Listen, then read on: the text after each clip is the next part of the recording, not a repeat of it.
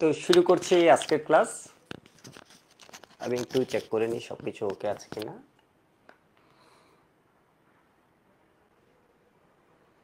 দ্রাব্যতার আজকে হচ্ছে second class. Class শুরু করছি, আমি একটু দেখে নিই। দ্রাব্যতার আজকে হচ্ছে সেকেন্ড অল ওকে, ঠিক আছে। তো আজকে লেকচার নাম্বার 16। আমার সাথে অলরেডি তোমাদের বেশ অনেকগুলো ক্লাস হয়েছে, ধীরে ধীরে অনেকগুলো কনসেপ্ট তোমাদের মাথায় গিয়েছে, আপগ্রেড হয়েছে। আমরা কিন্তু চ্যাপ্টারের প্রায় শেষ অংশে এসে যাচ্ছি, ঠিক আছে। তো দ্রাব্যতা শেষ করতে পারলে আমরা লিটারেলি বলতে পারি আমাদেরকে চ্যাপ্টার শেষ। এরপর আমরা শিক্ষা পরীক্ষা আয়ন শনাক্তকরণ, দ্রাবক নিষ্কাশন, পাতন, ক্যালাসন এগুলো নিয়ে ক্রোমাটোগ্রাফি নিয়ে পড়ে ফেলবো, ঠিক আছে। ওখানে আর আমাদের টাইম দেওয়া লাগবে না বেশি। তো আজকে হচ্ছে আমাদের দ্রাব্যতার উপর সেকেন্ড ক্লাস, ঠিক আছে। টোটাল লেকচার নাম্বার হচ্ছে 16, লেকচার নাম্বার 16। তো আমরা কতদিন টাইপ 1 দেখছিলাম। টাইপ 1 আমরা এই সূত্রটা পড়েছি। টাইপ 1 আমরা পড়েছি S ইকুয়াল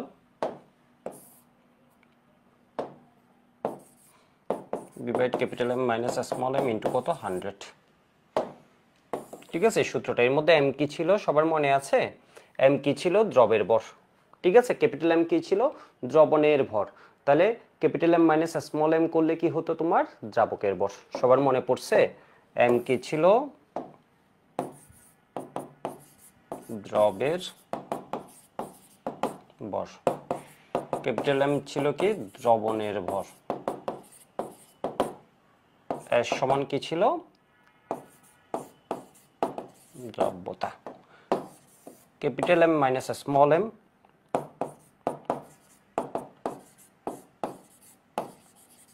দ্রাবকের ভর। তোমরা আমাকে বলো তো এখানে এস এর একক কি? এস এর একক হয় দিবানা। কেমন? এখানে এস এর একক কি ছিল? হয় দিবানা, অথবা হচ্ছে গ্রাম পার 100 গ্রাম অফ ওয়াটার, পার 100 গ্রাম পানি। এই টাইপের মধ্যে এস এর একক নেই, অথবা কি বলতো গ্রাম পার 100 গ্রাম পানি, যে কোনোভাবে লিখতে পারো। গ্রাম পার 100 গ্রাম দেখলে অনেকে পরীক্ষায় ভয় পেয়ে যাবে। তাহলে গ্রাম গ্রাম কাটা যায়, এর মানে 100 গ্রামের মধ্যে 100 গ্রাম দ্রাবকে পানি হচ্ছে সার্বজনীন দ্রাবক। আমরা আমাদের আলোচনায় সবসময় কি আলোচনা করেছি বলতো? পানিকে দ্রাবক ধরে নিয়েছি, আর দ্রব হিসেবে সলিড। একটা টাইপ আছে যেখানে গ্যাসকে আমরা দ্রব হিসেবে ধরে নিই আর দ্রাবক থাকে পানি, ঠিক আছে। আজকে আমরা পড়বো টাইপ 2। এর আগে আমরা একটা এমসিকিউ একটু করে দেখি। কক্ষ তাপমাত্রায় 60 গ্রাম বরের একটি সম্পৃক্ত দ্রবণে 15 গ্রাম সোডিয়াম ক্লোরাইড দ্রবীভূত থাকলে সোডিয়াম ক্লোরাইডের দ্রাব্যতা কত? এর মানে এখানে কি দেয়া আছে? সম্পৃক্ত দ্রবণ ক্যাপিটাল M দেয়া আছে, এত গ্রাম সোডিয়াম ক্লোরাইড, এর মানে কি দেয়া আছে? দ্রব দেয়া আছে, ঠিক আছে। এর দ্রাব্যতা কত? তো এটা আমাদের জন্য একদম ইজি। আমরা কি করে ফেলবো? এটা জাস্ট ওয়ার্ম আপ করছি। গত ক্লাসের পড়াটা আমরা একটু মাথায় নিয়ে নিচ্ছি, তাহলে দেখবা আজকের ক্লাসের পরে আরো ভালো বুঝবা, মানে ফ্লোটা কন্টিনিউ হবে।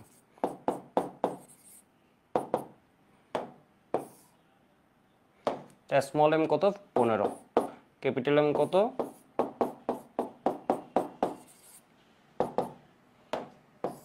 এটা হাতে ক্যালকুলেশন করবে। এখানে কত? 15, এখানে কত? 45, 100। তো 15 আর এটা কাটা গেলে কত? 3, 3 আর এটা কাটা গেলে কত দাঁড়ায়? 33.33, ঠিক আছে। এগুলো ভার্সিটিতে ধরো হাতে ক্যালকুলেশন লাগবে, তো ছোট ছোট ক্যালকুলেশন মাঝে মধ্যে আমরা হাতে করে ফেলবো, তাই না? 15, 3, 15, 45, তাহলে 3, 3 দিয়ে 100 কাটলে কত? 33.33। বুঝতে পারছো মনে হয়? কেমন বুঝতে পারছো মনে হয়? পরের ম্যাথটা আমরা একটু ওয়ার্ম আপ করে ফেলি, দেখি। এই কোয়েশ্চেনটা রাজশাহী বোর্ড 22, যশোর বোর্ড 22-এ আসছিল গত দিনের HW। তাহলে এটা কি হয়? 25 ডিগ্রি সেন্টিগ্রেড তাপমাত্রা 100 গ্রাম 50 গ্রাম সম্পৃক্ত দ্রবণ। এর মানে কি দেয়া আছে? ক্যাপিটাল M দেয়া আছে। 50 গ্রাম দ্রব দ্রবীভূত থাকলে কি দেয়া আছে? 50 গ্রাম দ্রব। দ্রাব্যতা কত? তাহলে S ইকুয়াল কি হবে?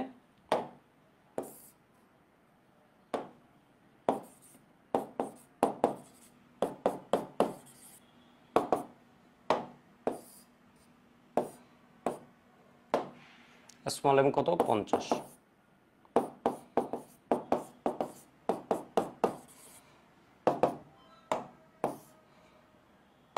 হাতে ক্যালকুলেশন একদম ইজি, দেখো। 100 100 কাটা যায়, ক্যান্সেল আউট হয়ে যায়, থাকে কত? 50। তো আশা করি বুঝতে পারছো, ঠিক আছে, আশা করি বুঝতে পারছো এই টাইপের ম্যাথগুলো মনে পড়েছে তোমার। তো এবার আমরা আজকে টাইপ শুরু করব টাইপ 2। টাইপ 2 আমি প্রথমে একটু থিওরি আলোচনা করব, এরপর আমরা ম্যাথে যাব। ডিরেক্ট ম্যাথে চলে গেলে ভালো লাগতো, কিন্তু আমার থিওরিটা অজানা থেকে যেত। ঠিক আছে, টাইপ 2 এর নাম কি? দ্রাব্যতার উপর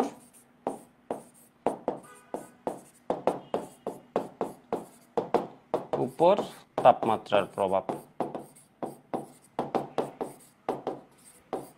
এই টাইপ থেকে সিকিউ আসে, হ্যাঁ সিকিউ আসে, সিকিউ আসে, এমসিকিউ আসে, এমসিকিউ আসে। ঠিক আছে, এরপর খ নাম্বারের কোয়েশ্চেন আসে। ঠিক আছে, ক না, সাধারণত খ নাম্বারের কোয়েশ্চেন আসে, দ্রাব্যতার উপর তাপমাত্রার প্রভাব। ঠিক আছে, effect of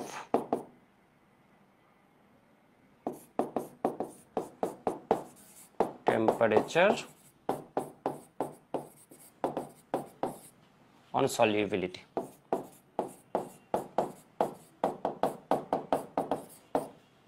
effect of temperature on solubility. ঠিক আছে, দ্রাব্যতার উপর তাপমাত্রার প্রভাব, effect of temperature on solubility. ঠিক আছে, এটুকু লিখেছো, টাইপের নাম লিখেছো সবাই। তো এবার আমি একটু বলি দ্রাব্যতা কি কি বিষয়ের উপর নির্ভর করে। আমরা তো এখানে তাপমাত্রার কথা বলছি, এর আগে আমরা একটু দেখে নিই দ্রাব্যতা কিসের কিসের উপর নির্ভর করে। তোমরা এই লাইনটা একটু লিখবে, এটা মেডিকেল বা যে কোনো জায়গায় দিয়ে দিবে। দ্রাব্যতা, আয়নিক যৌগের দ্রাব্যতা 3টি বিষয়ের উপর নির্ভর করে। কেমন? এই জায়গাটা দেখাবো। আমার বইয়ের পেজ নম্বর হচ্ছে 167। ঠিক আছে, তোমার বইয়ের কত একটু দেখবা। তো যাদের নতুন বা একটু পুরনো বই আছে, যে কোনোটাই চলবে, বিগত 2-3 বছরের বই হলে, আবার আপডেটেড বই থাকলে দেখবা আপডেটেড বই আবার কয়েক পেজ আগে গেছে, মানে শুরুর দিকে লিখে একটু কমিয়েছে। তো দেখবা মানে যে কথাগুলো রিপিট আসছিল ফার্স্ট চ্যাপ্টারে, সেই জন্য হচ্ছে পেজ দেখবে একটু কমে গেছে। আয়নিক যৌগ, কঠিন পদার্থ, দ্রাব্যতা 3টি বিষয়ের উপর নির্ভর করে। দ্রবের প্রকৃতি, দ্রাবকের প্রকৃতি, তাপমাত্রা। কেমন? তোমাকে যদি বলে দ্রাব্যতা কিসের কিসের উপর নির্ভর করছে, 3টা বিষয়ের উপর। দ্রবের প্রকৃতি, দ্রব কিরকম, দ্রাবক কিরকম। ঠিক আছে, এরপরে হচ্ছে কি বলতো, তাপমাত্রা।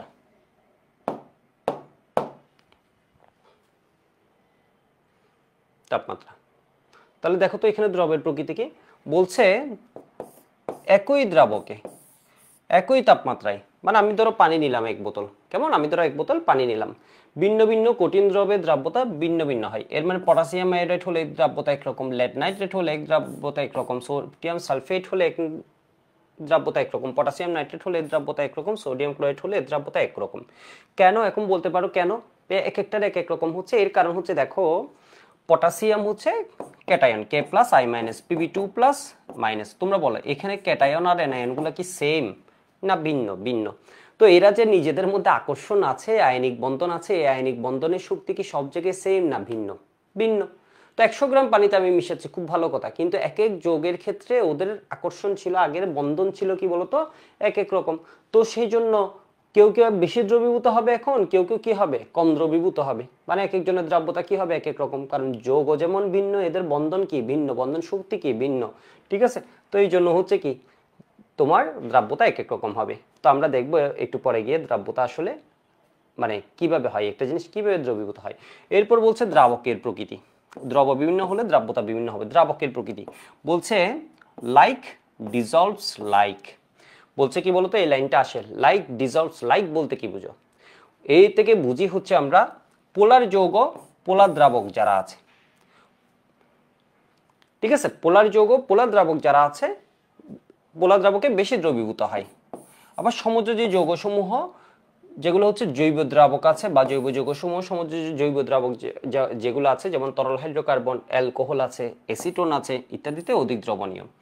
ঠিক আছে, উল্লেখ্য সমযোজী যৌগ অণু পানি অণুর সাথে হাইড্রোজেন বন্ড, এর মানে এমন না যে হচ্ছে সমযোজী যৌগ যারা আছে ওরা পানিতে দ্রবীভূত হবেই না, ব্যাপারটা তা না, হবেই না ব্যাপারটা এরকম তা না। ওরাও পানিতে দ্রবীভূত হতে পারে যদি পানির সাথে ওরা বন্ধন করতে পারে। যেমন পানির সাথে কি বন্ধন করার সুযোগ আছে তোমাকে আমি বলি, তাহলে আয়নিক যৌগ কিসে বেশি দ্রবণীয়? পানিতে। পোলার দ্রাবক পানিতে বেশি দ্রবণীয়। সমযোজী যৌগ কিসে দ্রবণীয়? জৈব দ্রাবকে। তাহলে সমযোজী যৌগ কি জন্মও কোনোভাবেই পানিতে দ্রবীভূত হবে না এরকম বলেছে? বলে নাই। এর মানে ও পানি অণুর সাথেও দ্রবীভূত হতে পারে, কিসের মাধ্যমে? হাইড্রোজেন বন্ধন বা অন্য যে কোনো বন্ধনের মাধ্যমে। যেমন গ্লুকোজ সমযোজী যৌগ, চিনি কি আমরা যে শরবত বানাই চিনি মিশে মিশে দ্রবীভূত হচ্ছে না? হচ্ছে পানিতে। কিন্তু আংশিক পোলার অ্যালকোহলে কিন্তু যাদের পোলার অ্যালকোহলে বা অপোলার দ্রাবকে আয়নিক যৌগের দ্রাব্যতা উল্লেখযোগ্য পরিমাণে কি হয়, হ্রাস পায়। যেমন অ্যালকোহল হচ্ছে একটা কি জৈব দ্রাবক, ঠিক আছে। তো যেমন বলছে ইথানলে সোডিয়াম হাইড্রোক্সাইড, অর্থাৎ ইথানল অ্যালকোহল, অ্যালকোহলে সোডিয়াম হাইড্রোক্সাইড পিলেট, পিলেট মানে ধরো এরকম এরকম মানে অনেকটা কি বলা যায় বড়ি, ঠিক আছে। পিলেট ওষুধের যেমন দেখো ঠিক সেম অনেকটা বলতে পারো হচ্ছে পিলেট এরকম। দ্রাব্যতার চেয়ে পানিতে কি হবে, সোডিয়াম হাইড্রোক্সাইডের দ্রাব্যতা বেশি, কারণ এটা হচ্ছে কি আয়নিক যৌগ। তো আয়নিক যৌগ কি হবে, পোলার দ্রাবকে সোডিয়াম হাইড্রোক্সাইডের দ্রাব্যতা, পানিতে সোডিয়াম হাইড্রোক্সাইডের দ্রাব্যতা অনেক বেশি, ঠিক আছে। পানিতে সোডিয়াম হাইড্রোক্সাইডের দ্রাব্যতা বেশি হবে। তাহলে লাইক ডিজলভস লাইক। তাহলে পোলার দ্রাবক কি, পোলার দ্রাবক কি তোমাদেরকে আমি একটু দেখাই, ঠিক আছে। পোলার দ্রাবক কি তোমাদেরকে আমি একটু দেখাই, এটা মৌলের পর্যায়বৃত্ত ধর্মের পড়া। যেমন হাইড্রোজেন ফ্লুরাইড, কেমন হাইড্রোজেন ফ্লুরাইড, এখানে আছে কে হাইড্রোজেন আর কি আছে ফ্লুরিন।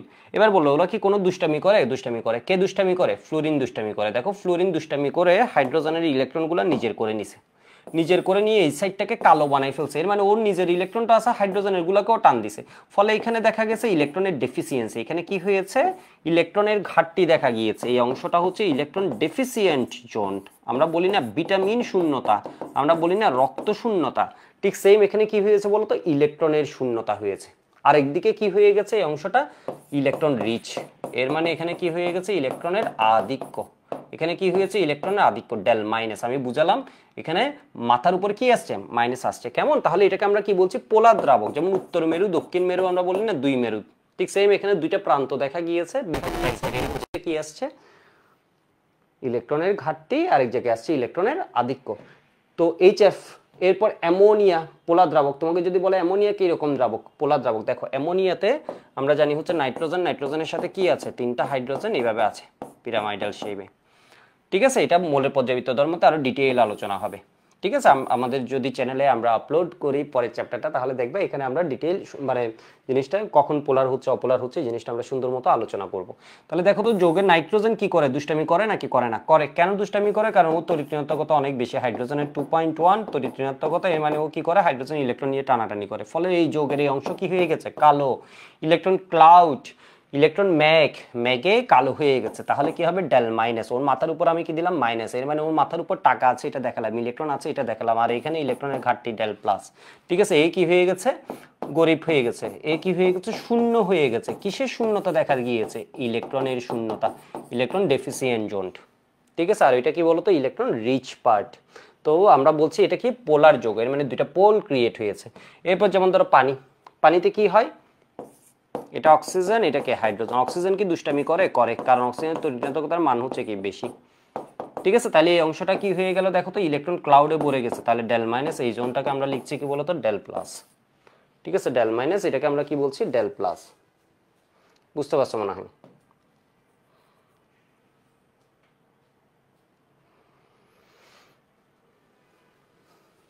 ঠিক আছে, বুঝতে পারছো মনে হয়। তো বইয়ে আমাদের এটাই বুঝাতে চেয়েছে, বইয়ে আমাদের এটাই বুঝাতে চেয়েছে পোলার যদি হয়, কোনো যৌগ যদি পোলার হয়, এর মানে ধরো কি, যেমন ধরো হচ্ছে সোডিয়াম ক্লোরাইড, এর মধ্যে কি আছে, প্লাস মাইনাস আছে। পানির মধ্যেও কি আছে, প্লাস মাইনাস আছে। তাহলে এদের মধ্যে কি হবে বলতো, দ্রাব্যতা বেশি হবে। এটাকেই বলছে লাইক। এ যেমন কি প্লাস মাইনাসে বিভক্ত, এও প্লাস মাইনাসে বিভক্ত, একে বলছে হচ্ছে এর মতো, লাইক ডিজলভস লাইক। এর মানে লাইক একই রকম, যারা ওরা হচ্ছে কি হয়, একই রকমের দ্রবীভূত হয়। এর কারণে এদের বন্ধন প্রকৃতি আর এদের যে ইন্টারমলিকুলার অ্যাট্রাকশন কাছাকাছি হয়, সেজন্য বলা হয় এটা ভাঙে, এটা যে গড়বে এদের দুজনের মধ্যে এটা কাছাকাছি হয়। যাই হোক, আপাতত এত কিছু না বলি, ঠিক আছে। তো বুঝতে পারছো, বলছে লাইক ডিজলভস লাইক। বারবার একই জায়গায় যাচ্ছে, ওকে।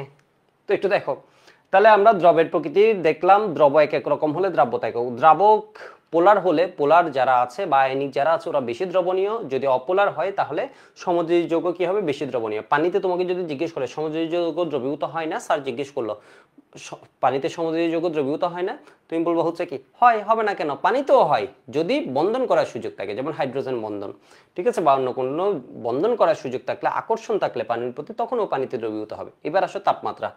এবার দেখো তাপমাত্রার উপর, দ্রাব্যতার উপর কি তাপমাত্রার প্রভাব। কঠিন দ্রবের দ্রাব্যতার উপর তাপমাত্রার বিশেষ প্রভাব রয়েছে।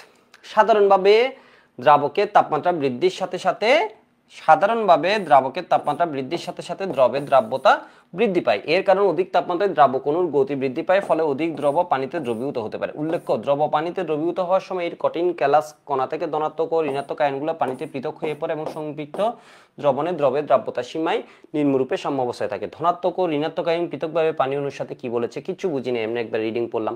ঠিক আছে, কি বলেছে কিছুই বুঝিনি, এমনি একবার রিডিং পড়লাম। ঠিক আছে, তো বলছে তাপমাত্রা বাড়ালে দ্রাব্যতা বাড়ে নাকি কমে। দেখো, তাপমাত্রা বাড়ালে এখানে পরে তোমার ভুল হতে পারে, তাপমাত্রা বাড়ালে দ্রাব্যতা বাড়ে নাকি কমে। তাপমাত্রা বাড়ালে দেখো, তাপমাত্রা বৃদ্ধি করলে আয়নিক যৌগের দ্রাব্যতা বৃদ্ধিও পায়, তাপমাত্রা বৃদ্ধি করলে আয়নিক যৌগের দ্রাব্যতা হ্রাসও পায়। তাপমাত্রা বৃদ্ধি করলে আয়নিক যৌগের দ্রাব্যতা বৃদ্ধিও পায়। দেখো, এই যৌগগুলোর তাপমাত্রা বাড়ালে দ্রাব্যতা বাড়ছে। আবার এই যে lithium sulphate, sodium sulphate, calcium nitrate, calcium hydroxide, sodium hydroxide, এদের দ্রাব্যতা তাপমাত্রা বাড়ানোর সাথে সাথে কমছে। এটা ডিপেন্ড করবে পুরো প্রক্রিয়াটা তাপ শোষে নাকি তাপ উৎপাদিতার উপর। বুঝি নাই। ওকে, আসো বুঝি। ধরো সোডিয়াম ক্লোরাইড, ওরা পানিতে দ্রবীভূত হবে। পুরো প্রসেসটা কেমনে হয়, ঠিক আছে, আমি তোমাদের বুঝাচ্ছি। এটা আছে সলিড খাবার লবণ। পুরো প্রসেসটা কেমনে হয়, প্রথমে হয় কি প্লাস মাইনাস, ওকে এমনি এমনি বেশি আসছে না, ওরা শক্ত করে বন্ধন করে আছে, একজন আরেকজনের হাত ধরে আছে। বিষয় বুঝতে পারছো? প্রথমে ওদেরকে আলাদা করতে হবে। প্রথমে ওদেরকে কি করতে হবে বলো তো, আলাদা করতে হবে। ঠিক আছে, সোডিয়াম ক্লোরাইড কেমনে এমনি বসে আছে না, সোডিয়াম ক্লোরাইডের প্রত্যেকটা ক্যাটায়নের পাশে, ধরো এটা হচ্ছে সোডিয়াম, এর পাশে কি আছে বলতো, অ্যানায়ন ওকে জড়িয়ে রাখছে। অ্যানায়ন ওকে কি করেছে বলতো, আবদ্ধ করে রেখেছে। প্রত্যেক ক্যাটায়নের পাশে কে আছে, অ্যানায়ন আছে। প্রত্যেক ক্যাটায়নের পাশে কে আছে, অ্যানায়ন আছে। এটা একটু বেশি বড় দিয়ে দিলাম। বললাম ওর তো এমনি বেশি আসে নাই সোডিয়াম ক্লোরাইড। প্রত্যেক ক্যাটায়নের পাশে কি আছে, অ্যানায়ন।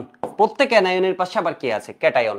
অর্থাৎ আয়নিক যৌগের যে আমরা সোডিয়াম ক্লোরাইড বলি, ক্যাটায়ন এবং অ্যানায়ন, এরা তো ফার্স্টের থিওরিটা পড়বো, থিওরি বেশি লাগবে যে তা না, বাট এটা হচ্ছে তোমার কনসেপ্ট বিল্ড আপ, তোমার হচ্ছে বেসিক। ম্যাথ করা একদম ইজি। ঠিক আছে, ম্যাথ দেখবা একদম মানে হুটহাট, সূত্র মারবো কাজ শেষ।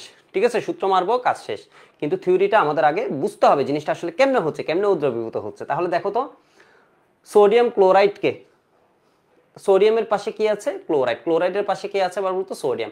ওরা একটা নির্দিষ্ট সজ্জায় থাকে, এটাকে বলা হয় কি বলতো, লেটিস বলা হয়। এটা একটা জালের মতো আছে, সেই জন্য এটাকে কি বলছে বলতো, ক্যালাস জালিকা, মানে লেটিস, লেটিস জাল। ঠিক আছে, লেটিস, এই জিনিসটাকে বলা হয় কি, লেটিস।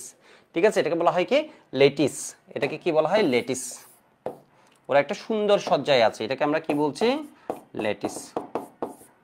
অর্থাৎ ওর ক্যালাস, যেটা ক্যালাস হচ্ছে অণু, মানে একটা একক, এই জিনিসটা বারবার রিপিট হয়। ঠিক আছে, যাই হোক, তো মানে এই যে সজ্জা, সহজ কথা সজ্জা, এটাকে আমরা কি বলছি, এটা যে সাজানো আছে একটা প্লাসের পাশে, এটাকে বলছি আমরা লেটিস।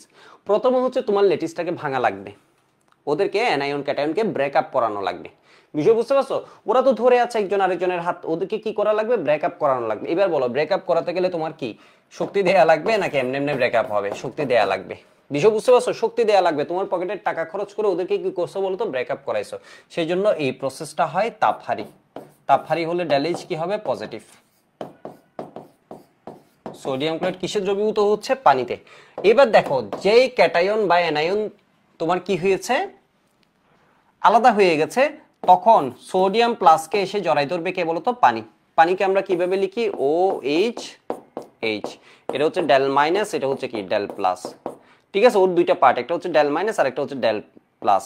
একে লিখা হয় পানিকে, দেখো তো এরকম ত্রিভুজ দিয়ে। ঠিক আছে, অনেক জায়গায় দেখবা পানি পুরো না লিখে কি লিখবে, ত্রিভুজ দিয়ে আমরা লিখবো। এর মানে বুঝতে হবে এটা del minus part, negative part, এটা হচ্ছে কি পজিটিভ পার্ট। এবার বলো তাহলে সোডিয়াম পার্টের দিকে কোনটা আসবে, ত্রিভুজের মাথাটা আসবে। তো সোডিয়ামকে এসে কি করবে বলতো, পানি জড়িয়ে ধরবে। শুধু কি সোডিয়ামকে ধরবে না, Cl- কে এসে পানি কি করবে বলতো, জড়িয়ে ধরবে। ওর কোন অংশ, হাইড্রোজেন পার্টটা দিয়ে, যেহেতু এটা নেগেটিভ তাহলে হাইড্রোজেন পার্টটা দিয়ে এসে জড়িয়ে ধরেছে। ঠিক আছে, একটা Na+ কে সাধারণত 6টা পানি অণু জড়িয়ে ধরে, এরপর আবার হচ্ছে একটা Cl- কে, এটাকে বলা হয় হাইড্রেশন। ঠিক আছে, আবার পানির অণু এসে জড়িয়ে ধরছে, এটাকে বলা হচ্ছে কি বলতো, এই ধাপকে, প্রথমটাকে বলা হয় লেটিস ভাঙা। ঠিক আছে, লেটিস বিয়োজন শক্তি। এরপরে যেটা, এটাকে বলা হয় ড্যালেজ। দেখো, এর মানে Na+ কে পেয়ে পানি খুব খুশি হয়েছে, ও ব্রেকআপ করে আসছে, ওকে পেয়ে পানি খুব খুশি হয়েছে। Cl- ব্রেকআপ করে আসছে, ওকে পেয়ে পানি খুব খুশি হয়েছে। যখন খুশি হয়, দুইজনকে মিলাই দিছো তুমি, এ এখন কার সাথে দেখা হয়েছে? পানির। এর জীবনে এখন কে এসেছে? পানি। ওরা খুশি হয়েছে, খুশি হয়ে চারদিকে টাকা পয়সা দিবে। এই যে দেখো, এর মানে এরা কি হবে বলো তো? তাপ উৎপাদী। টাকা দিবে তোমাকে, ঠিক আছে? তাপ উৎপাদী, তাপ দিবে, তাপ উৎপাদী, ঠিক আছে? এটা কঠিন, এটা অনেকে ভুলে যায়। তো দেখো তো, ও যে কঠিন থেকে পানির ভিতরে পানি এসে ওকে জড়াই ধরলো, এর মানে দ্রবীভূত হয়ে গেল। এই পুরো প্রসেসটা কয় ভাগে হয়েছে? 2 ভাগে। প্রথমটাকে আমরা বলি হচ্ছে লেটিস ডিসোসিয়েশন এনথালপি। এটাকে বলা হয় কি? লেটিস ভাঙার শক্তি। লেটিস ভাঙার শক্তি, এটা মূলত হচ্ছে এনথালপি। শক্তি আর এনথালপির একটু পার্থক্য, যাই হোক, লেটিস ভাঙার শক্তি, ঠিক আছে? এরপরে যেটা, এটাকে বলা হয় হাইড্রেশন শক্তি। Hydration enthalpy, hydration enthalpy. Enthalpy হচ্ছে বেটার শব্দ, এনথালপি। বলা হয় দেখো, এই জায়গায় তুমি ইনভেস্ট করছো, তোমার টাকা পয়সা দেয়া লাগছে, তুমি তাপ হারাচ্ছ, তুমি কষ্ট করে ওদের ব্রেকআপ করাচ্ছ, এই জায়গায় কি হচ্ছে? তাপ উৎপন্ন হচ্ছে। দেখো, তুই ইনভেস্ট করছো এই জায়গায়, এখানে তোমার কি হচ্ছে? প্রফিট। এটা হচ্ছে তোমার ইনভেস্টের জায়গা, আর এখানে তুমি কি পাচ্ছ? প্রফিট। তো একটা ব্যবসা কখন ভালো চলে? যদি হচ্ছে ইনভেস্টের চেয়ে প্রফিট ভালো হয়। তো দেখো, যে পরিমাণ খরচ হয়েছে এর চেয়ে যদি বেশি টাকা উঠে আসে, তখন আমরা বলি হচ্ছে এটা থার্মোডাইনামিক্যালি বেশি ফেভারেবল, ঠিক আছে? আরেকটু বেশি কি বলতো? ফেভারেবল, মানে এই জিনিসটা হওয়ার সম্ভাবনা আরেকটু কি বেশি। তো দেখো তো, পুরো প্রসেস যে আছে, ও যে দ্রবীভূত হচ্ছে, এটাকে আমরা কি বলতে পারি? এটাকে আমরা বলতে পারি del H1 plus del H2। পুরো প্রসেসটাকে দ্রবণ তাপ del H সমান আমরা বলতে পারি del H1 plus del H2। এই যে দ্রবণ তাপটা আছে, তোমার যদি হাইড্রেশন এনথালপির মান বেশি হয়, এর মানে কি হবে? ও টাকা তোমাকে আরো বেশি ফিরে দিবে, তাপও আরো বেশি ফিরে দিবে, ঠিক আছে? তখন আমরা বলি হচ্ছে এটা কি হয়? দ্রবীভূত হবে, ঠিক আছে? তো দ্রবণীয় হওয়ার একটা সত্য আছে, অর্থাৎ পুরোটা এই del H, এই del H এর মান যদি, এই দুইটার যোগফল, একটা হচ্ছে কি পজিটিভ আর একটা হচ্ছে কি নেগেটিভ, ঠিক আছে? পুরোটা মিলে যদি কি হয়? নেগেটিভ হয়, ঠিক আছে? পুরোটা মিলে যদি নেগেটিভ হয়, তাহলে এটা কি বলি আমরা? দ্রবণীয় হবে। বুঝি নেই? তো দেখো, দ্রবণীয় হওয়ার সত্য অসংখ্যবার আসছে, দ্রবণীয় হওয়ার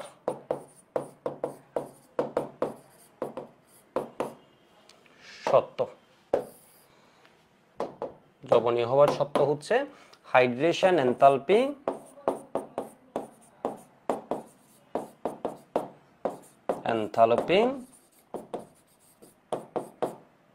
গেটার কি হতে হবে? হাইড্রেশন এনথালপি গেটার কি হবে? হতে হবে লেটিস ডিসোসিয়েশন এনথালপি। লেটিস ভাঙার এনথালপি বা শক্তি হতে, এখানে আমরা এনথালপি আর শক্তি একই শব্দ হিসেবে আমরা লিখে ফেলছি, ঠিক আছে? এনথালপিকে আমরা কিসে জানবো? রাসায়নিক পরিবর্তন চ্যাপ্টারে জানবো। এনথালপি থেকে বেশি হতে হবে। তোমাদেরকে আমি একটা বলে রাখি, প্রকৃতপক্ষে এটাই একমাত্র সত্য। এটা হলেই যে দ্রবীভূত হবে ব্যাপারটা এরকম না। আরো একটা টার্ম আছে, ওটাকে বলা হয় এন্ট্রপি। আমাদের এখানে আলোচনা করে নাই, তোমাকে শুধুমাত্র এটার মাধ্যমে জিনিসটা বোঝানোর চেষ্টা করেছে। এন্ট্রপি নিয়ে বিশদ কোনো আলোচনা এখানে করে নাই, বা ওইভাবে জিনিসটাকে আনেই নেই, ঠিক আছে? অর্থাৎ এটা হচ্ছে আমরা একটা সত্য হিসেবে জানছি, কিন্তু এইটাই হলেই যে দ্রবীভূত ব্যাপারটা তা না। এটার বিপরীত ঘটনা ঘটলেও দ্রবীভূত হতে পারে। এর কারণ হচ্ছে কি বলতো? এন্ট্রপি। এন্ট্রপি বলতে কি, ফিজিক্স সেকেন্ড পেপারে তোমরা গিয়ে পড়বা, আমরাও পড়বো রাসায়নিক পরিবর্তন চ্যাপ্টারের মধ্যে। এন্ট্রপি মানে হচ্ছে বিশৃঙ্খলা। তোমরা কি পড়ো? শৃঙ্খলা পছন্দ করো? তোমাদেরকে আমি যদি বলি লাইন ধরে দাঁড়াতে, তোমরা দাঁড়াবা না। তোমাকে অফলাইন ক্লাস, অনলাইনে তো বোঝা যাচ্ছে না, অফলাইন ক্লাসে যদি বলি কথা না বলতে, তুমি কি করবা? কথা বলো, ঠিক আছে? বিশৃঙ্খলা করো, ঠিক আছে? এরপর তোমারে বললাম হচ্ছে কলেজে গিয়ে কিছু করিস না, ভার্সিটিতে গিয়ে কিছু করিস না, ঠিক আছে? এখনো মানে আমাদের পড়া বা এগুলা তুমি দেখবা হচ্ছে অন্যজন বিশৃঙ্খলা করছে, তোমারও বিশৃঙ্খলা করতে ইচ্ছে করবে। এটাকে বলা হয় এন্ট্রপি। এন্ট্রপি এর মানে ও যে লেটিসের ভিতর সুন্দর করে সাজাই আছে, ওর এটা পছন্দ না। ও পানির ভিতর গিয়ে যে দিক সেদিক ঘুরবে, এটা ওর পছন্দ। এটাকে বলা হচ্ছে কি বলতো? বিশৃঙ্খলা, এন্ট্রপি। আমরা চাই, মানে ওরা যে কোনো পদার্থই চায় এন্ট্রপি বাড়ুক, বিশৃঙ্খলা বাড়ুক, ঠিক আছে? বিশৃঙ্খলা বাড়ুক, ঠিক আছে? তো একটু দেখো তাহলে, এই পুরা যে দ্রবণ তাপটা আছে, এটুক সবাই লিখেছো? এটুকু একটু লিখে নাও, এটুক কতটা মাথায় গেছে কিনা একটু দেখবা। তাহলে একটা দ্রবীভূত হওয়ার জন্য কত পদার্থ? দুইটা স্টেপ। একটা হচ্ছে প্রথমে ওর ক্যাটায়ন অ্যানায়ন আয়নিক যৌগ, এগুলো ভাঙতে হবে। এটাকে বলছি লেটিস ভাঙার শক্তি, ঠিক আছে? ভাঙতে হলে শক্তি দিতে হয়। কোনো কিছু ভাঙতে গেলে, আমি যদি চাই যে ক্যালকুলেটর ভেঙে ফেলবো, শক্তি দিতে হবে। এটা কি হবে? ভেঙে ফেলবো, শক্তি দিতে হবে, ঠিক আছে? ভাঙতে গেলে তোমাকে কি করা লাগবে? খরচ করা লাগবে। আবার দেখো এখানে কি হচ্ছে, গঠিত হচ্ছে, Na+ কে পানি এসে কি করছে, হাইড্রেটেড করছে, Cl- কে পানি এসে ঘিরে রাখছে, জড়িয়ে ধরছে, এটাকে বলা হচ্ছে হাইড্রেশন, হাইড্রেটেড করছে। পুরোটা মিলে কি হচ্ছে, দ্রবণ তাপ। এখানেও কি হয়ে গেছে, দ্রবীভূত হয়ে গেছে। তাহলে দ্রবীভূত হওয়ার জন্য দ্রবণ তাপ ΔH সমান কি, ΔH1 প্লাস ΔH2। এবার দেখো মোট ΔH এর মানটা যদি, মোট ΔH এর মানটা যদি পজিটিভও হতে পারে, নেগেটিভও হতে পারে, নেগেটিভ হতে পারে, তখন আমরা বলছি দ্রবণ তাপ। এই যে দ্রবীভূত হওয়ার প্রসেসটা আছে, এটা কি, পুরো প্রসেসটা কি, তাপ উৎপাদী। বইয়ের কঠিন লাইনগুলো এখন দেখবা আমাদের কাছে ইজি হয়ে যাবে। পুরো প্রসেসটা ΔH নেগেটিভ হলে কি বলছি, তাপ উৎপাদী। ΔH যদি পজিটিভ হয়, পুরো প্রসেসটা আমরা বলছি কি, তাপহারী।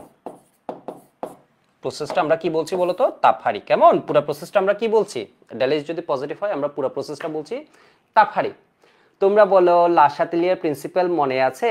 এই লাসাতিলিয়ার প্রিন্সিপাল মনে আছে? এখানে বিক্রিয়াটা কি, দ্রবীভূত হওয়ার বিক্রিয়া। এখানে বিক্রিয়াটা কি হচ্ছে, ও সলিড থেকে একদম অ্যাকোয়াসে চলে আসছে, এটাকে আমরা কি বলছি, পানি এসে গিয়ে এটাকে আমরা বলছি অ্যাকোয়াস।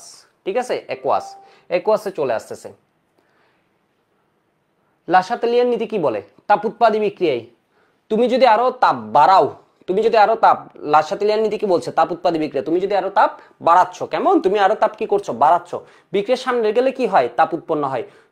লাসাতেলিয়ার নীতি হচ্ছে কোনো বিক্রিয়া সাম্য অবস্থায় থাকাকালীন সাম্য অবস্থার কোনো নিয়ামক তাপমাত্রা, চাপ, গণমাত্রা যদি পরিবর্তন করা হয়, তখন সাম্যের অবস্থান এমনভাবে বদলাবে যেন নিয়ামক পরিবর্তনের ফলাফল প্রশমিত হয়। তাহলে তুমি বলো তাপ উৎপাদী বিক্রিয়া, তুমি তাপমাত্রা বাড়ালা, বিক্রিয়া কি সামনে যাবে, সামনে গেলে তো আরো তাপ হবে, তাপে তাপে একদম ছাই হয়ে যাবে, পুড়ে যাবে, বিষয় বুঝছো, তাপ উৎপাদী বিক্রিয়া, তুমি তাপমাত্রা বাড়িয়েছো।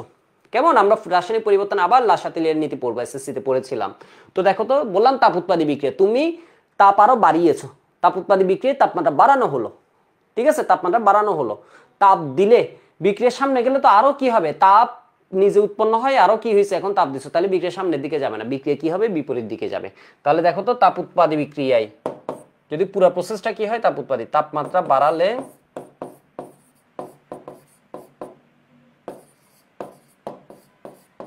বাড়ালে বিক্রিয়া পশ্চাৎ দিকে যাবে,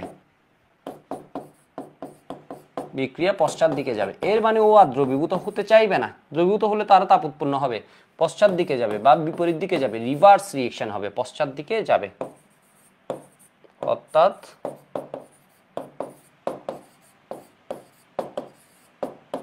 বোতা কমবে। কেমন, আমি থিওরিগুলোতে একদম জোর দিয়ে সুন্দর মতো পড়াচ্ছি যাতে তোমার আর কোনো কনফিউশন না থাকে। দ্রাব্যতা কি হবে, কমবে, এগুলো মেডিকেলে দিয়ে দিবে, ভার্সিটিতে দিয়ে দিবে। এবার দেখো কোনো একটা প্রসেস হচ্ছে তাপহারী, এখন যদি তুমি কি করো, তাপমাত্রা বাড়াও, তাপমাত্রা বাড়াও, তাহলে তাপমাত্রা বাড়ালে বিক্রিয়া যদি সামনের দিকে যায়, তুমি যে বাড়াইছো ওই জিনিসটা কি হয়ে যাবে, প্রশমিত হবে, ওই তাপটা হারিয়ে যাবে। তাহলে তাপমাত্রা বাড়ালে বিক্রিয়া কোন দিকে যাবে, বিপরীত দিকে যাবে না, রিভার্স রিঅ্যাকশন হবে না, কি হবে বলতো, বিক্রিয়া সম্মুখ দিকে যাবে। সম্মুখ দিকে যাওয়া মানে কি, আরো দ্রবীভূত হওয়া, আরো পানিতে দ্রবীভূত হওয়া, অর্থাৎ দ্রাব্যতা বাড়বে, দ্রাব্যতা বাড়বে। এরূপ বুঝছো কিনা সবাই আমাকে একটু জানাবা। তাহলে তাপমাত্রা বাড়ালে দ্রাব্যতা বাড়ে নাকি কমে, তাপমাত্রা বাড়ালে দ্রাব্যতা বাড়তেও পারে, তাপমাত্রা বাড়ালে দ্রাব্যতা কমতেও পারে। কোনো কোনো যৌগের ক্ষেত্রে আমরা দেখি একটা নির্দিষ্ট সময় পর্যন্ত, নির্দিষ্ট তাপমাত্রা সময় বলেছে, একটা নির্দিষ্ট তাপমাত্রা পর্যন্ত দ্রাব্যতা বাড়ে, এরপর কমতে থাকে।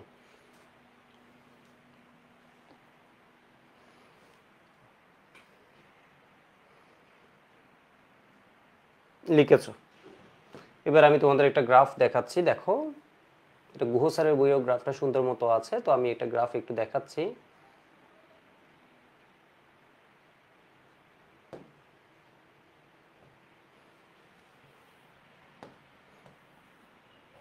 এখানে কি আছে দেখো তো, ওয়াই এক্সিসের দিকে আমাদের আছে হচ্ছে দ্রাব্যতা।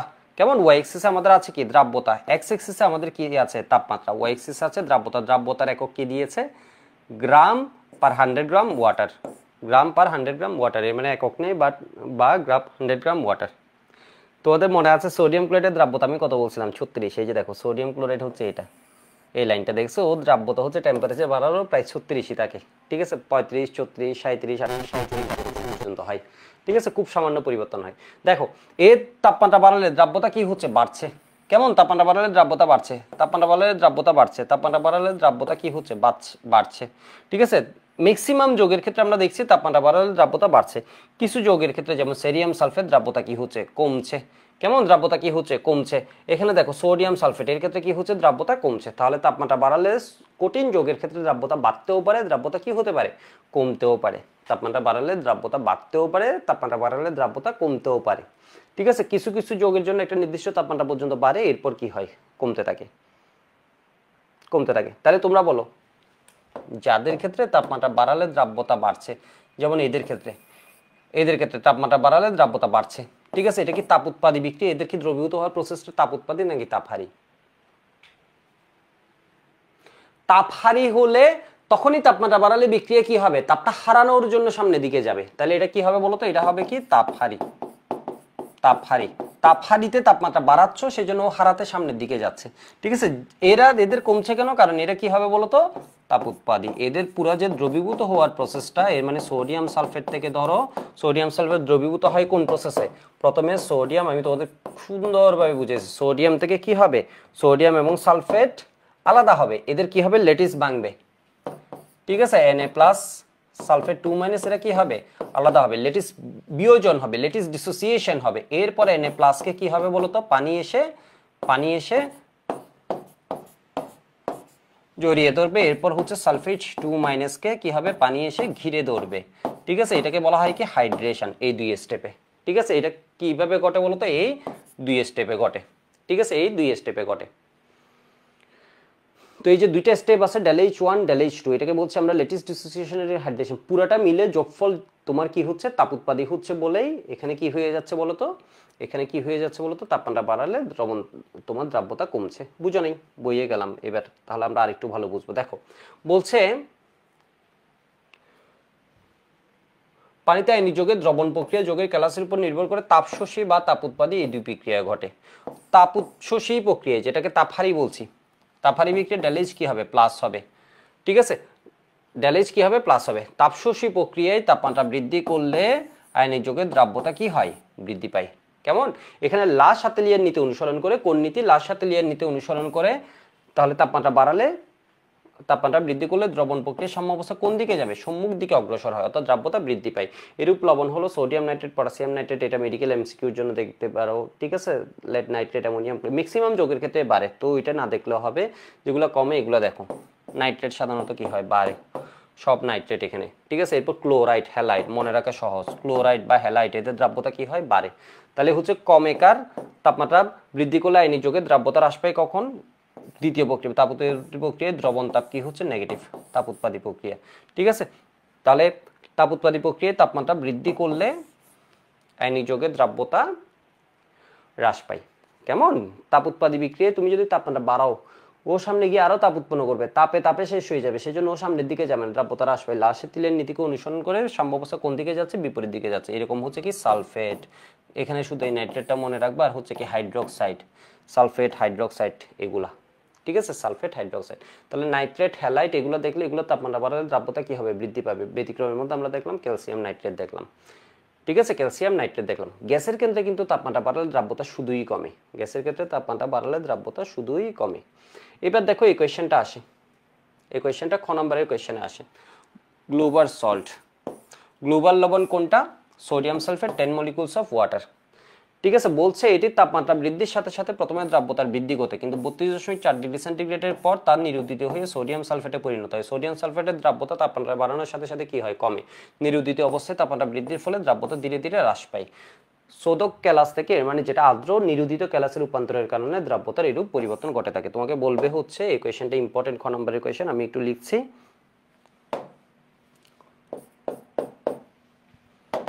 গ্লোবাল লবণের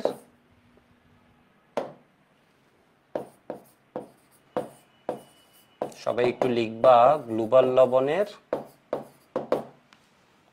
লবণের দ্রাব্যতার উপর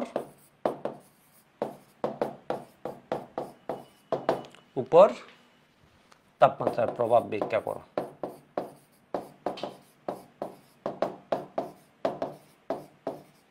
প্রভাব ব্যাখ্যা করো। ঠিক আছে, খ নম্বরের কোয়েশ্চেনে দিবে।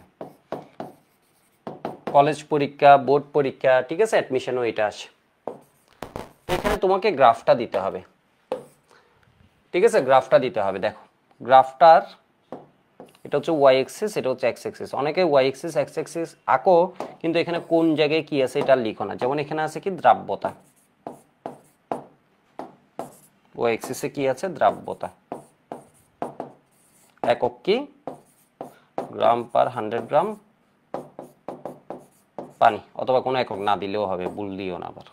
এখানে কি বলতো তাপমাত্রা, কিসে লিখলাম ডিগ্রি সেন্টিগ্রেডে, ঠিক আছে, সুন্দর করে X axis Y axis. Sir এটা দেখবে আছে কিনা।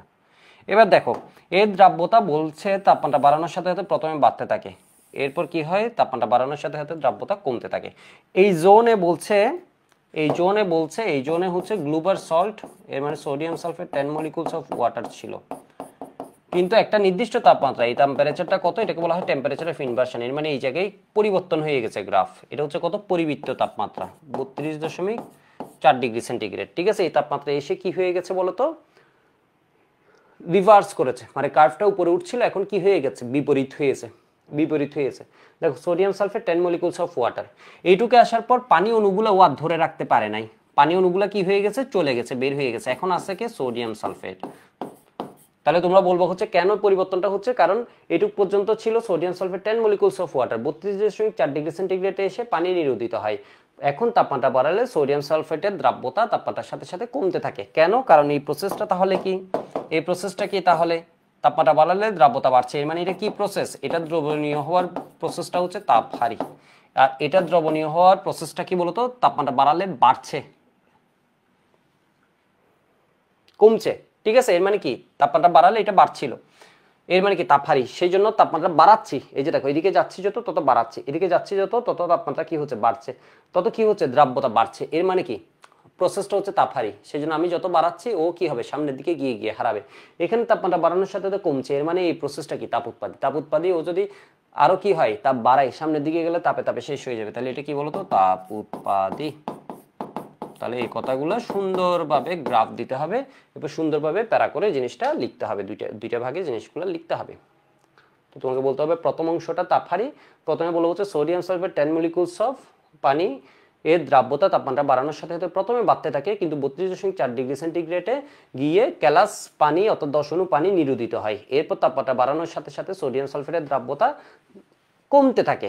এর পরের প্যারায় লিখবে এর মধ্যে প্রথম অংশটি তাপহারি, কিন্তু সোডিয়াম সালফেটের দ্রবণ প্রক্রিয়াটি তাপ উৎপাদী। শেষ, সোডিয়াম সালফেটের দ্রবণ প্রক্রিয়াটি তাপ উৎপাদী। সুন্দর করে লিখে রাখবা, ক্লাস নোট কন্টেস্টে এটা জমা দিবা, ঠিক আছে। গ্রাফটা দেয়া লাগবে, বুঝছো না বুঝো নাই একটু আমাকে জানাবা, ঠিক আছে। এই কথাগুলো বুঝছো না বুঝো নাই একটু আমাকে জানাবা।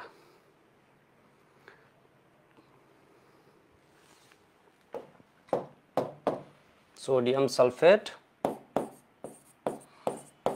যারা যারা লিখতে পারেন আমি লিখে দিচ্ছি, এর দ্রাব্যতা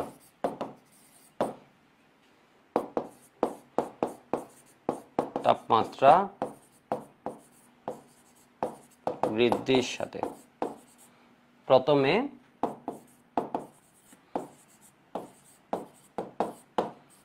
বাড়তে থাকে, কিন্তু 32.4 ডিগ্রি সেন্টিগ্রেড তাপমাত্রায়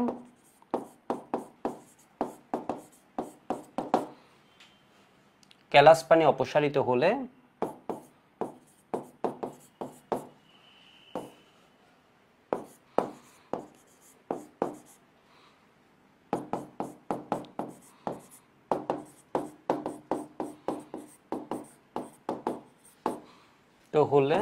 এখন কি আছে সোডিয়াম সালফেট, সোডিয়াম সালফেটের দ্রাব্যতা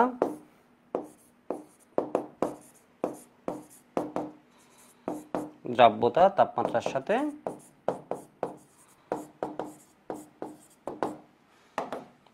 সাথে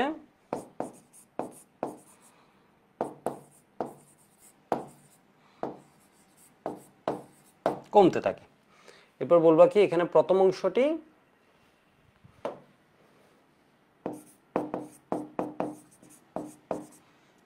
প্রথম অংশের দ্রবণ প্রক্রিয়া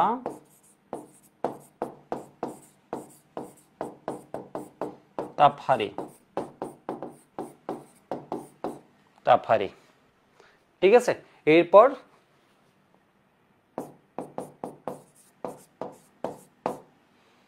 তো সোডিয়াম সালফেটের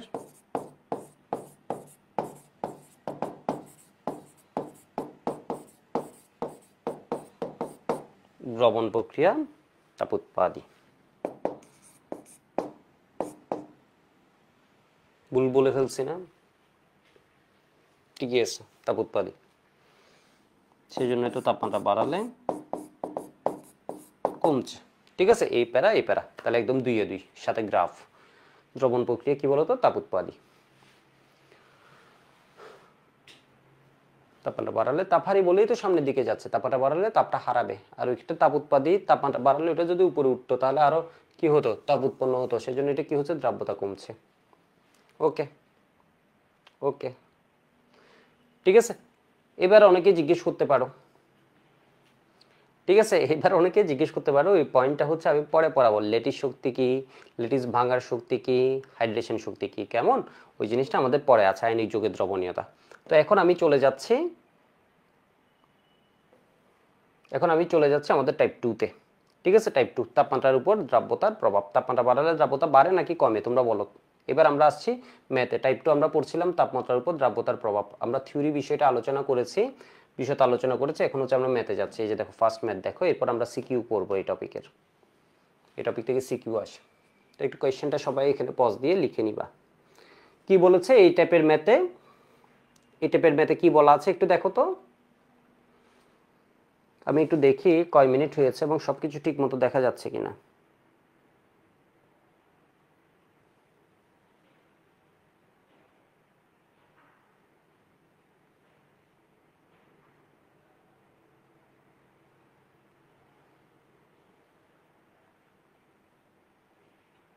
ঠিক আছে, একটা মিনিট, আমি জাস্ট একটা ইম্পর্টেন্ট মেসেজ রিপ্লাই করি।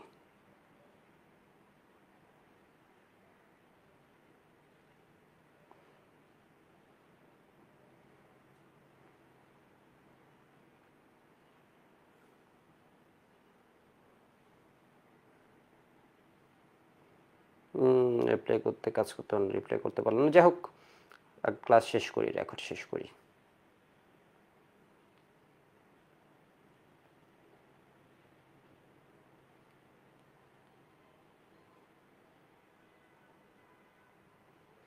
হ্যাঁ, তোমরা মনে হয় কোয়েশ্চেন লিখে নিয়েছো। ওকে, 40 মিনিট ক্লাস হয়েছে, আমরা ম্যাথের দিকে এসে গেছি। গুড, খুব ভালো ফ্লোতে আগানো হয়েছে আমাদের, তাই না? তো কি আছে বলো তো? দুইটা টেম্পারেচার, একটা 30 ডিগ্রি সেন্টিগ্রেড আর একটা কি আছে 50 ডিগ্রি সেন্টিগ্রেড। ভালো কথা, আমি তো সাউন্ড ঠিক আছে কিনা দেখলাম না। কোয়েশ্চেন লিখে নিয়েছো? ওকে, অল ওকে। 30 ডিগ্রি সেন্টিগ্রেড ও 50 ডিগ্রি সেন্টিগ্রেডের দ্রাব্যতা দেয়া আছে। একটাতে 50 আর একটাতে দেয়া আছে কি বলতো 90। কেমন? একটাতে দেয়া আছে 50 আর একটাতে দেয়া আছে 90। তাহলে এই টাইপে কি দেয়া থাকবে? দুইটা টেম্পারেচারে দুইটা দ্রাব্যতা। এখানে দেখো তো তাপমাত্রা বাড়ানোয় দ্রাব্যতা কি হয়েছে? বাড়ছে।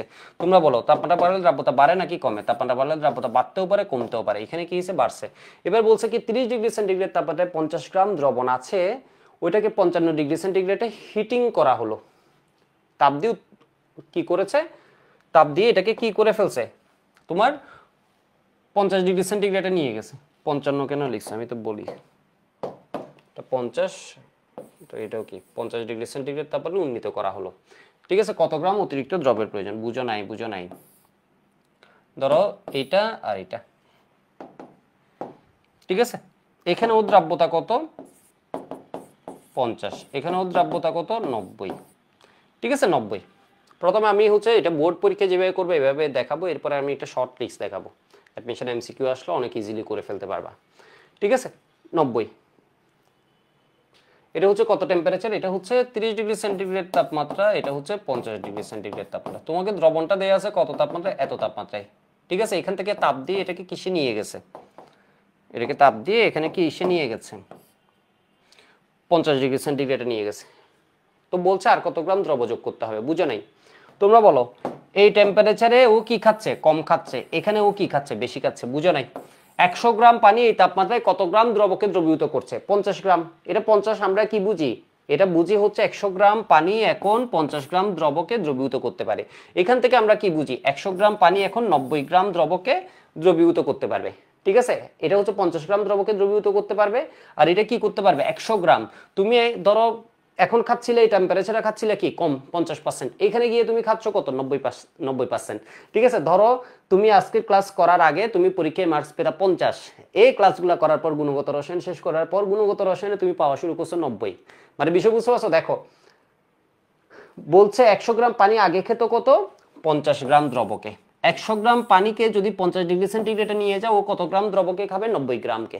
এখন বলছে তোমার দ্রবণটা ছিল 50 গ্রামের, এটাকে তুমি কিসে নিয়ে গেছো? 90 গ্রামে নিয়ে, ওই 50 ডিগ্রি সেন্টিগ্রেডে নিয়ে গেছো, তাহলে ওর কি খাওয়ার ক্ষমতা বাড়ে নাকি কমে? খাওয়ার ক্ষমতা বাড়ে। তাহলে আগে ও কি ছিল? সম্পৃক্ত দ্রবণ। এই তাপমাত্রায় ও কি ছিল? সম্পৃক্ত দ্রবণ। এটাকে যখন এই তাপমাত্রায় নিয়ে গেছে ও কি আরো বেশি খেতে পারবে নাকি খেতে পারবে না? বেশি খেতে পারবে। এর মানে ও কি এখন সম্পৃক্ত আছে? সম্পৃক্ত নাই, ও আরো বেশি খেতে পারবে। ও আরো বেশি খেতে পারবে, সেই জন্য বলছে এটাকে সম্পৃক্ত করতে কত গ্রাম অতিরিক্ত দ্রবের প্রয়োজন হবে। ভালো বুঝি নেই, আগে আমরা একটু লিখি।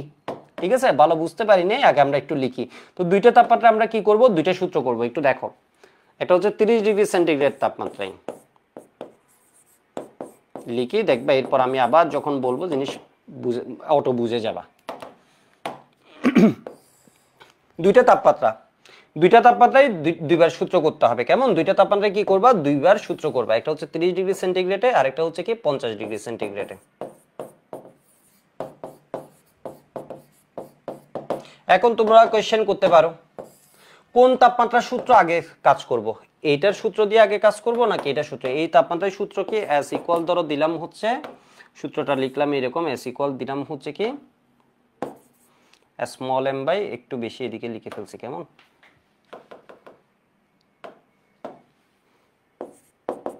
S equal small m by capital M minus small m into কত? 100। ঠিক আছে, স্মল m ডিভাইড কি small m by capital M minus 1 into 100। এই টেম্পারেচার আমি সূত্র লিখছি S প্রাইম সমান কি, প্রাইম দিয়ে দিলাম যেহেতু ভিন্ন তাপমাত্রা, যাতে কনফিউশন না হয়, small m prime by capital M prime minus small m prime into কত? 100। ঠিক আছে, 100। তো এবার একটু দেখো এর মধ্যে তোমাকে কোন টেম্পারেচারের সূত্র নিয়ে আগে কাজ করবা? যে টেম্পারেচারে তোমাকে দ্রবণটা দেয়া আছে। এখানে অনেকে ভুল করে ফেলে, যে টেম্পারেচার, যেমন দেখো তো এখানে বলছে 50 গ্রাম দ্রবণ যে আছে, এটা কত তাপমাত্রায়? 30 ডিগ্রি সেন্টিগ্রেড তাপমাত্রায়। মানে 30 ডিগ্রি সেন্টিগ্রেডের দ্রাব্যতাও জানো, তুমি কি জানো? দ্রবণও জানো। তুমি ওইটা নিয়ে চাইলে তো করতেও পারতা না। তাহলে 30 ডিগ্রি সেন্টিগ্রেড তাপমাত্রায়, তাহলে এখানে দ্রাব্যতা কত? 50। দ্রবণের ভর কত বলে দিচ্ছে? তাও বলছে কত, একটু দেখো, এটা হচ্ছে ক্যাপিটাল M প্রাইম না, কারণ 30 ডিগ্রি সেন্টিগ্রেডে, কারণ 30 ডিগ্রি সেন্টিগ্রেড। তাহলে এটা কত? 50।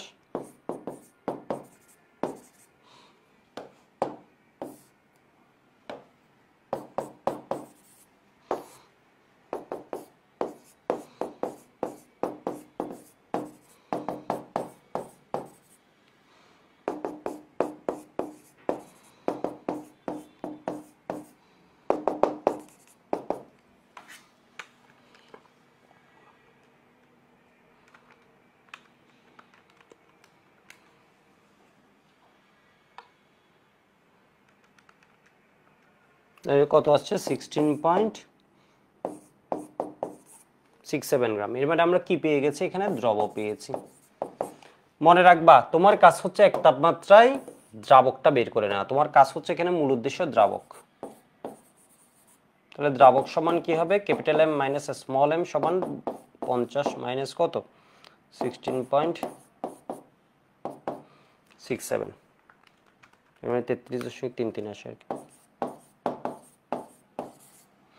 ঠিক আছে, এত গ্রাম আসে। বুঝো, তোমার কাজ হচ্ছে যে তাপমাত্রায় কাজ শুরু করেছো, মানে এটা তো এখানে অনুযায়ী করবা। ঠিক আছে, কত তাপমাত্রার ডেটা দেয়া আছে। তোমার কাজ হচ্ছে দ্রাবক বের করে ফেলা। কেন? আমি একটা বোতল নিয়ে আসি। জিনিসটা আমি তোমাকে বুঝাই। একটু দেখো, ধরো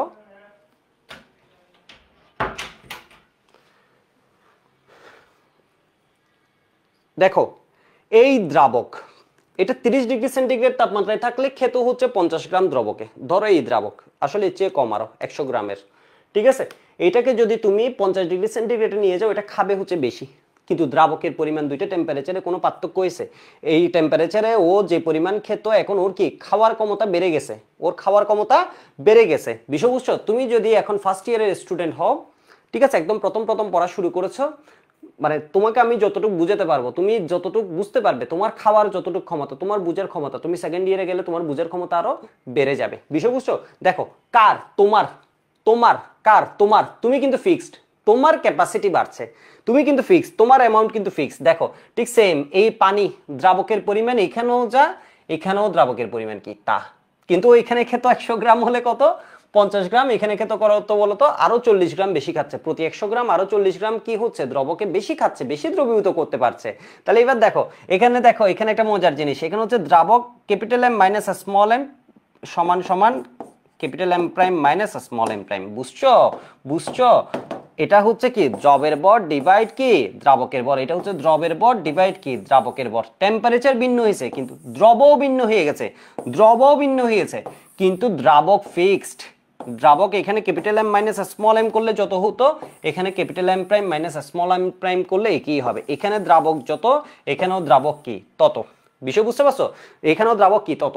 ধরো আমি এক সময় একটা ক্রিকেটার, ধরো কি এক সময় যা খেলতেছে, আর কোনো মাঠে গেলে ধরো হোম হোম গ্রাউন্ডে, ধরো স্টিভ স্মিথ অবশ্য দুইটাতেই ভালো খেলে, ঠিক আছে, যাই হোক, ও এক জায়গায় যা খেলতেছে আরেক জায়গায় কি হচ্ছে আরো বেশি ভালো খেলছে, এর মানে খেলার ক্ষমতা বেড়ে গেছে, কিন্তু ও ওই আছে। ঠিক সেম এই পানি দ্রাবক ফিক্সড, এই তাপমাত্রায় যত গ্রাম দ্রবকে দ্রবীভূত করতে, এখানে কি করছে আরো বেশি গ্রাম দ্রবকে দ্রবীভূত করছে, ঠিক আছে, দ্রবীভূত করছে, কিন্তু দ্রাবকের অ্যামাউন্ট কি আছে বলো তো, ফিক্সডই আছে। তো এখানে আমরা কি বসিয়ে দিলাম, এখানে আমরা এস প্রাইম জানি, এস প্রাইম কত 90, 90, ঠিক আছে 90।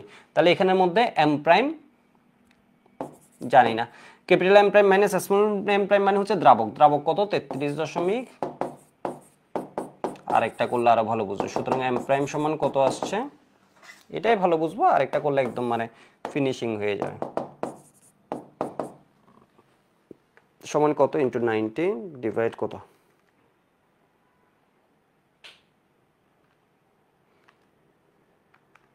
ইন্টু 33.33,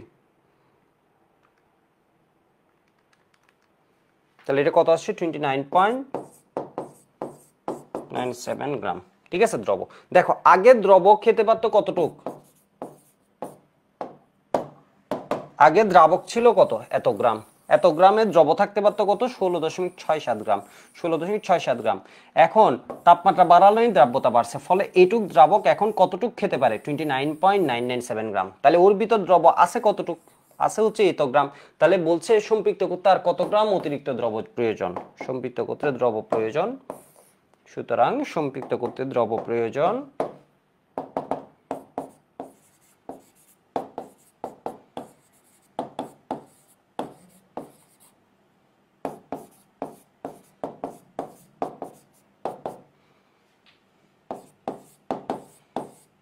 7 মাইনাস আগে ওর ভিতর ছিল কত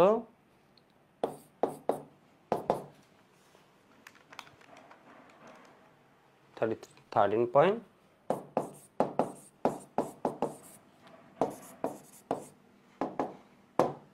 এটা উল্টোও দিতে পারে, এত তাপমাত্রা থেকে এত তাপমাত্রা, তাহলে কত গ্রাম ক্যালাসিতে হবে, আগে পেটে ছিল বেশি এখন পেটে রাখতে পারবে কম, তাহলে বাকিটা কি হবে ক্যালাসিতে হবে।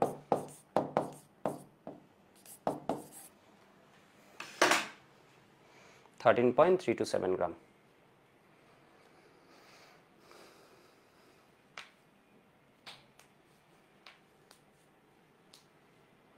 ঠিক আছে, এটুকু একটু সবাই লিখে নাও, এখানে যেহেতু ইউটিউবে যাবে এটুকু পজ দিয়ে এই জিনিসটা সুন্দর মতো লিখে নাও।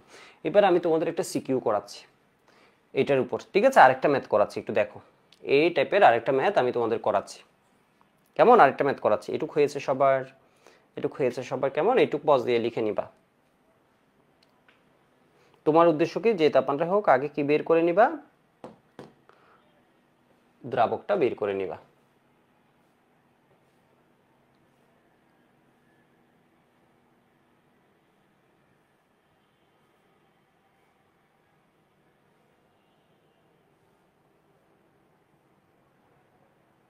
ওকে, দেখো কোয়েশ্চেনটা কি বলছে, আশা করি দেখতে পাচ্ছ। কোয়েশ্চেনটা কি বলছে, দুইটা টেম্পারেচার আছে, একটা হচ্ছে 25 ডিগ্রি সেন্টিগ্রেড তাপমাত্রা আর একটা হচ্ছে কি 80 ডিগ্রি সেন্টিগ্রেড তাপমাত্রা। ঠিক আছে, এই টাইপের একটা প্র্যাকটিস প্রবলেম। দুইখানে কি দেয়া আছে বলতো, দুইটা দ্রাব্যতা দেয়া আছে। দুইটাতে কি দেয়া আছে, দুইটা দ্রাব্যতা দেয়া আছে। এর মধ্যে বুঝে গেছো দুই তাপমাত্রার টাইপ 2, দুইটি ভিন্ন তাপমাত্রা হলে 25 ডিগ্রি সেন্টিগ্রেড তাপমাত্রায় বলছে 1 কেজি সম্পৃক্ত দ্রবণকে। ঠিক আছে, তাহলে এটা দেয়া আছে কি বলতো, এস, এটা দেয়া আছে কি এস প্রাইম, এটা দেয়া আছে সম্পৃক্ত দ্রবণ, এর মানে এম। কত তাপমাত্রায়, 25 ডিগ্রি, সেই জন্য ওকে আমরা এম লিখছি। 1 কেজি সমান কত, 1000 গ্রাম। এটাকে কি করছে, হিটিং করে 80 ডিগ্রি সেন্টিগ্রেডে নিয়ে গেছে। 80 ডিগ্রি সেন্টিগ্রেডে নিয়ে গেলে ও বেশি খেতে পারে নাকি কম খেতে পারে? আগে খেতে 100 গ্রাম 30 গ্রাম দ্রবক, এখন কাছে 55 গ্রাম, আরো 25 গ্রাম করে বেশি খেতে পারছে। তো দ্রবণ অসম্পৃক্ত হয়ে পড়বে, উক্তিটি গাণিতিকভাবে প্রমাণ করো। হ্যাঁ, তো আমরা একটু দেখি গ নম্বর কোয়েশ্চেনের অ্যান্সারটা কিভাবে লিখবো। ঠিক আছে, ঘ নম্বরের কোয়েশ্চেন দিয়েছে, যাই হোক তো আমরা করি। এস ইকুয়াল কি লিখবো, আমরা লিখবো হচ্ছে কত তাপমাত্রায়, 25 ডিগ্রি সেন্টিগ্রেড তাপমাত্রায়।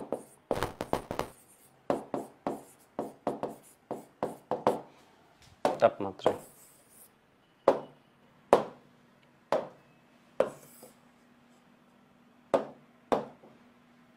25 ডিগ্রি সেন্টিগ্রেড তাপমাত্রায়। তাহলে এখানে কি হবে, এস ইকুয়াল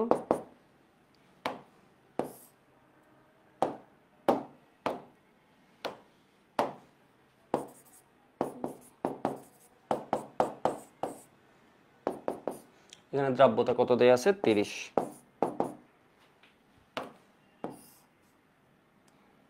তাহলে এবার দেখো তো স্মল এম, স্মল এম কত দেয়া আছে, small M by capital M minus small M into 100। ঠিক আছে, তো স্মল এম দেয়া নেই, সম্পৃক্ত দ্রবণ দেয়া আছে কত, 1000 গ্রাম।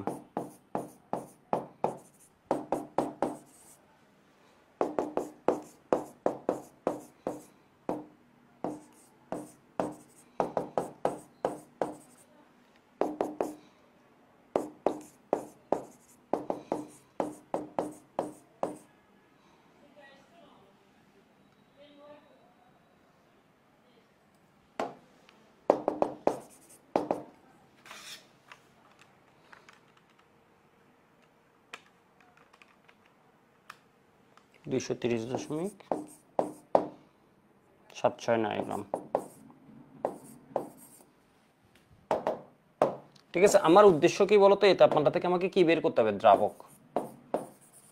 আমার উদ্দেশ্য কি বলতো, দুইটা ভিন্ন তাপমাত্রার দ্রাবক বের করা, capital M minus small M সমান 1000।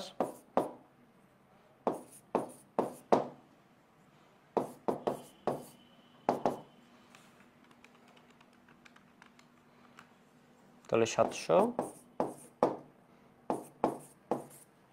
তো আমরা জানি এই তাপমাত্রায় দ্রাবক যা, পরবর্তী তাপমাত্রায় দ্রাবক কি হবে তাই হবে। তাহলে এটা কত তাপমাত্রায়, 80 ডিগ্রি সেন্টিগ্রেড তাপমাত্রায়।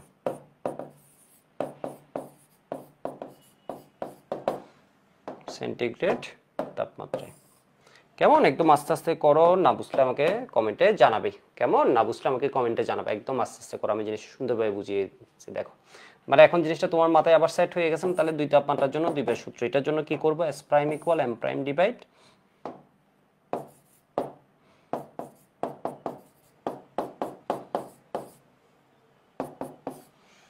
ঠিক আছে। তাহলে এখানে কি হবে, 55 দ্রাব্যতা। পুরো দ্রাবকের ভর তুমি জানো, দ্রবের ভর ডিভাইড দ্রাবকের, পুরোটা তুমি জানো 769.23। এই যে অনেকে ভুলে যায়, এখানে কি জানো বলো তো, এটা হচ্ছে পুরোপুরি দ্রাবক, এটা হচ্ছে কি দ্রব ডিভাইড কি দ্রাবকের ভর, তাহলে পুরোটার ভর তুমি জানো।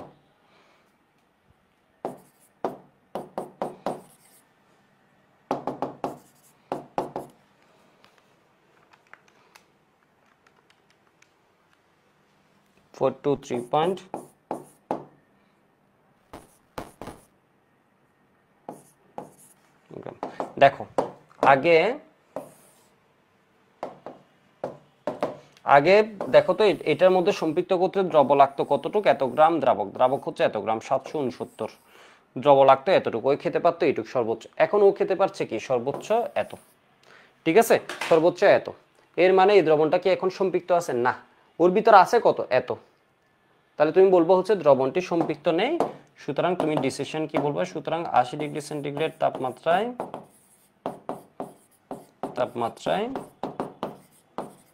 দ্রবণটি অসম্পৃক্ত। দ্রবণটিকে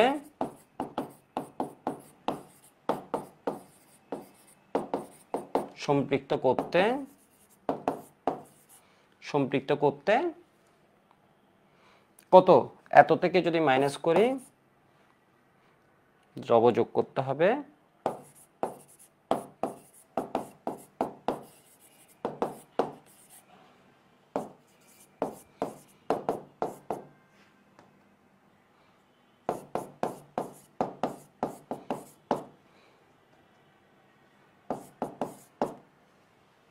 মাইনাস কত হয়? 230.0769।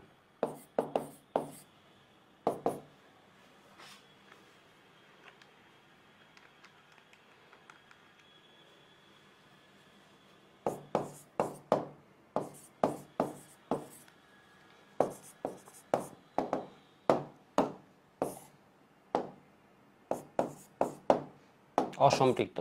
ঠিক আছে, এটা ঘ তো, এখানে আর অ্যান্সার লিখে লাগবে না, ওইটাই। ঠিক আছে, তা বা লিখলে অ্যান্সার অসম্পৃক্ত, সম্পৃক্ত করতে যোগ করতে হবে এত। ঠিক আছে, ঘ তো উক্তিটি গাণিতিকভাবে প্রমাণ করো। তো আমরা বলেছি কি দ্রবণটি কি অসম্পৃক্ত, এই জায়গাটা সুন্দরভাবে লিখতে হবে একটা প্যারায়। দ্রবণটিকে সম্পৃক্ত করতে আরো দ্রব যোগ করতে হবে কি এত গ্রাম। এর মানে আগে এত ছিল, এখন ও রাখতে পারবে এত, তাহলে এটা সম্পৃক্ত না, অসম্পৃক্ত আছে। বুঝছো এটা? বুঝছো কিনা জানাবা। ঠিক আছে, তো এই টাইপের আমরা আরেকটা সিকিউ করে ফেলছি, আরেকটা ম্যাথ করে ফেলছি, তখন আমরা আরো ভালো বুঝবো।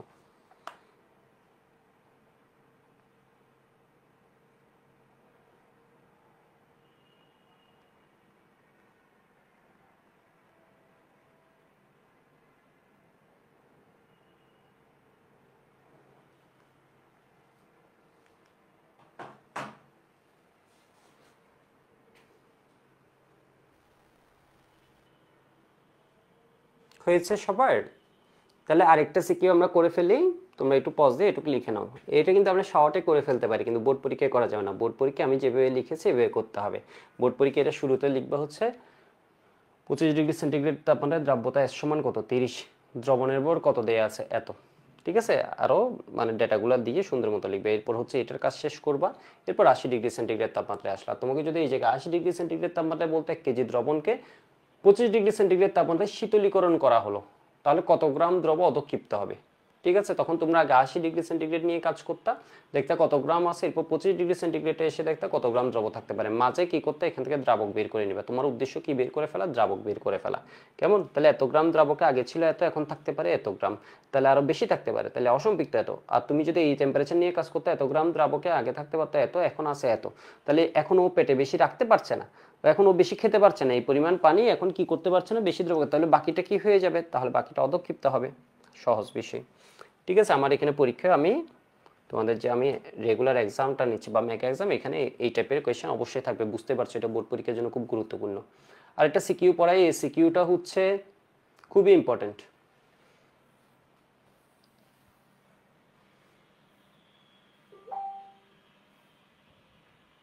ঠিক আছে, একটু দেখো। 2 নম দ্রবণকে সম্পৃক্ত করতে, এটা ধরো 2 নম দ্রবণ আছে, কি পরিমাণ অতিরিক্ত দ্রব যোগ করতে হবে? ঢাকা বোর্ড 21 আসছে, খুব সুন্দর একটা কোয়েশ্চেন আসছে। সম্পৃক্ত করতে কি পরিমাণ অতিরিক্ত দ্রব যোগ করতে হবে তা গণনা করব। কেমন? তো আমার 3 নম দ্রবণ নিয়ে এখানে কিন্তু কোনো কাজ নেই। 3 নম দ্রবণের কোয়েশ্চেনটা আমরা এখনো পড়ছি না, এটা হচ্ছে আরো পরে, সময়ের প্রভাব। ঠিক আছে, এটা আরো পরে। তো আমার কাজ হচ্ছে 2 নম দ্রবণ, অর্থাৎ 1 নম দ্রবণ আছে, এটাকে কি করছো? উত্তপ্তকরণ করছো। এটা ছিল 28 ডিগ্রি সেন্টিগ্রেডে, এটাকে উত্তপ্ত করে কিসে নিয়ে যাচ্ছে? 32 ডিগ্রি সেন্টিগ্রেডে। তাহলে ও আগে যা খেতে পারতো, এখন কি করতে হবে বলতো? এই দুইটা দ্রাব্যতা দেয়া আছে, এই যে দেখো 28 ডিগ্রি সেন্টিগ্রেড আর হচ্ছে 32 ডিগ্রি সেন্টিগ্রেড, দুইটা টেম্পারেচারে দ্রাব্যতা দেয়া আছে। এটাকে আমরা লিখছি এস, এটাকে আমরা লিখছি এস প্রাইম। আগে খেতো 35 100 গ্রাম পানি, এখন 100 গ্রাম পানি খাই আরো বেশি, 45 10 গ্রাম আরো বেশি খাই। ঠিক আছে, 10 গ্রাম আরো বেশি পাই খাই। বলছি এটাকে সম্পৃক্ত করলে তাহলে আগে যা ছিল 100, আগে পানি ছিল কতটুকু? দেখো এখানে একটা মজার কোয়েশ্চেন আছে, দেখো বলছে এটা সম্পৃক্ত দ্রবণ, বলছে এই ডেটাটা কি বলতো, একটা সম্পৃক্ত দ্রবণ। এটা কি রকম দ্রবণ? সম্পৃক্ত দ্রবণ। এখানে কি দেয়া আছে? ডিরেক্টলি পানি কতটুকু এটা দেয়া আছে। পানি মানে কি? দ্রাবক। পানি মানে কি? দ্রাবক। এর মানে ডিরেক্টলি তোমাকে কি দেয়া আছে, এটা অনেকে বুঝতে ভুল করে। এত গ্রাম পানি উপরে ফেলে সম্পৃক্ত দ্রবণ। সম্পৃক্ত দ্রবণ একটা কথা, পানি একটা কথা। পানি দেয়া আছে মানে কি দেয়া আছে? এত গ্রাম পানি দেয়া আছে মানে তোমাকে কি দেয়া আছে? দ্রাবক দেয়া আছে। দ্রাবক দেয়া আছে। তাহলে আমরা কোন জায়গা থেকে কাজ শুরু করব? 28 ডিগ্রি সেন্টিগ্রেডে। তো একটু দেখো গ নাম্বার, খুব সুন্দর একটা সিকিউ দেখো। গ নাম্বার 28 ডিগ্রি সেন্টিগ্রেড তাপমাত্রায়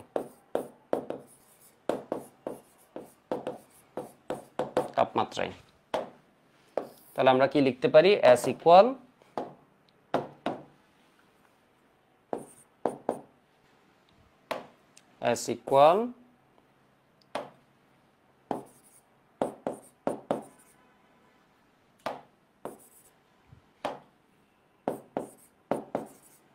স্মল m ইন্টু কত? 100। ঠিক আছে, তাহলে এখানে দ্রাব্যতা কত দেয়া আছে? এখানে দ্রাব্যতা দেয়া আছে 35। এখানে কিন্তু দ্রবণ দেয়া নেই। কেমন? আমরা যে ম্যাথগুলো করছিলাম এগুলোতে কি দেয়া থাকতো? দ্রবণ। এখানে টোটাল দ্রাবকটা কিন্তু দিয়ে দিছে, সেজন্য অনেকে কনফিউজড হয়ে গেছে। তো একটু এইটুক তো তোমাকে পারতে হবে। কেমন? আমরা প্র্যাকটিস করছি, এইটুক তো পারতে হবে আমাদের। তাহলে এটা কত হয়?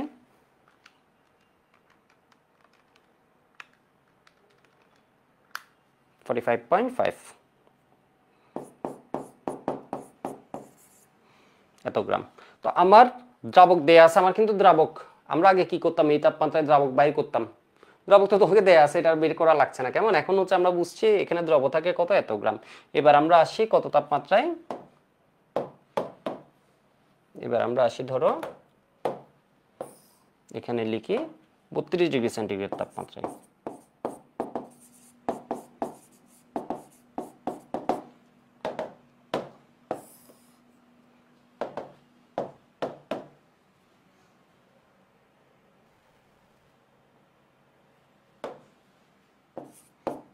S প্রাইম সমান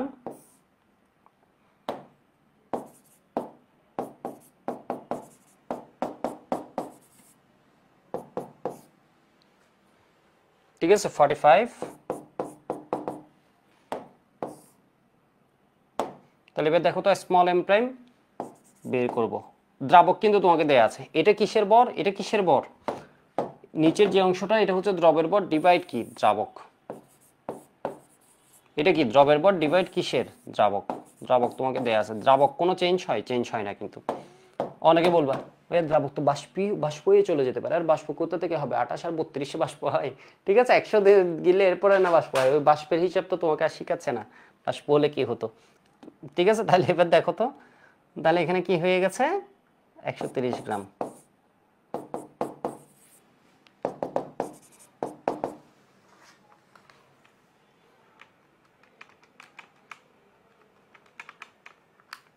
$58.5 গ্রাম আসছে আমার। তোমরা একটু চেক দিবে এটা আসছে কিনা।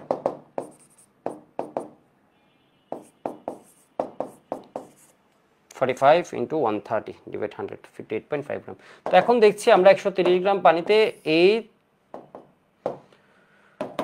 তাপমাত্রায় দ্রব থাকতে হচ্ছে 45.5 গ্রাম। এখন আছে হচ্ছে কত? 58.5 গ্রাম দ্রব থাকতে পারবে। সুতরাং এত তাপমাত্রা থেকে এত তাপমাত্রা নিয়ে গেলে সম্পৃক্ত করতে দ্রব যোগ করতে হবে। সুতরাং সম্পৃক্ত করতে অতিরিক্ত দ্রব যোগ করতে হবে।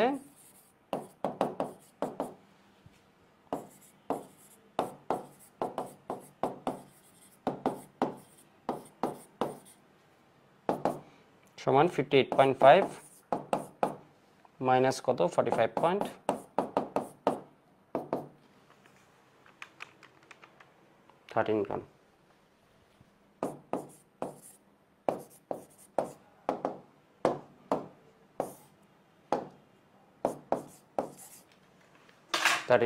তোমরা বুঝছো কিনা আমাকে জানাবা। ঠিক আছে, তো আমি একটু দেখে আসি আমাদের রেকর্ড সব ডিটেল ঠিক মতো দেখা যাচ্ছে কিনা।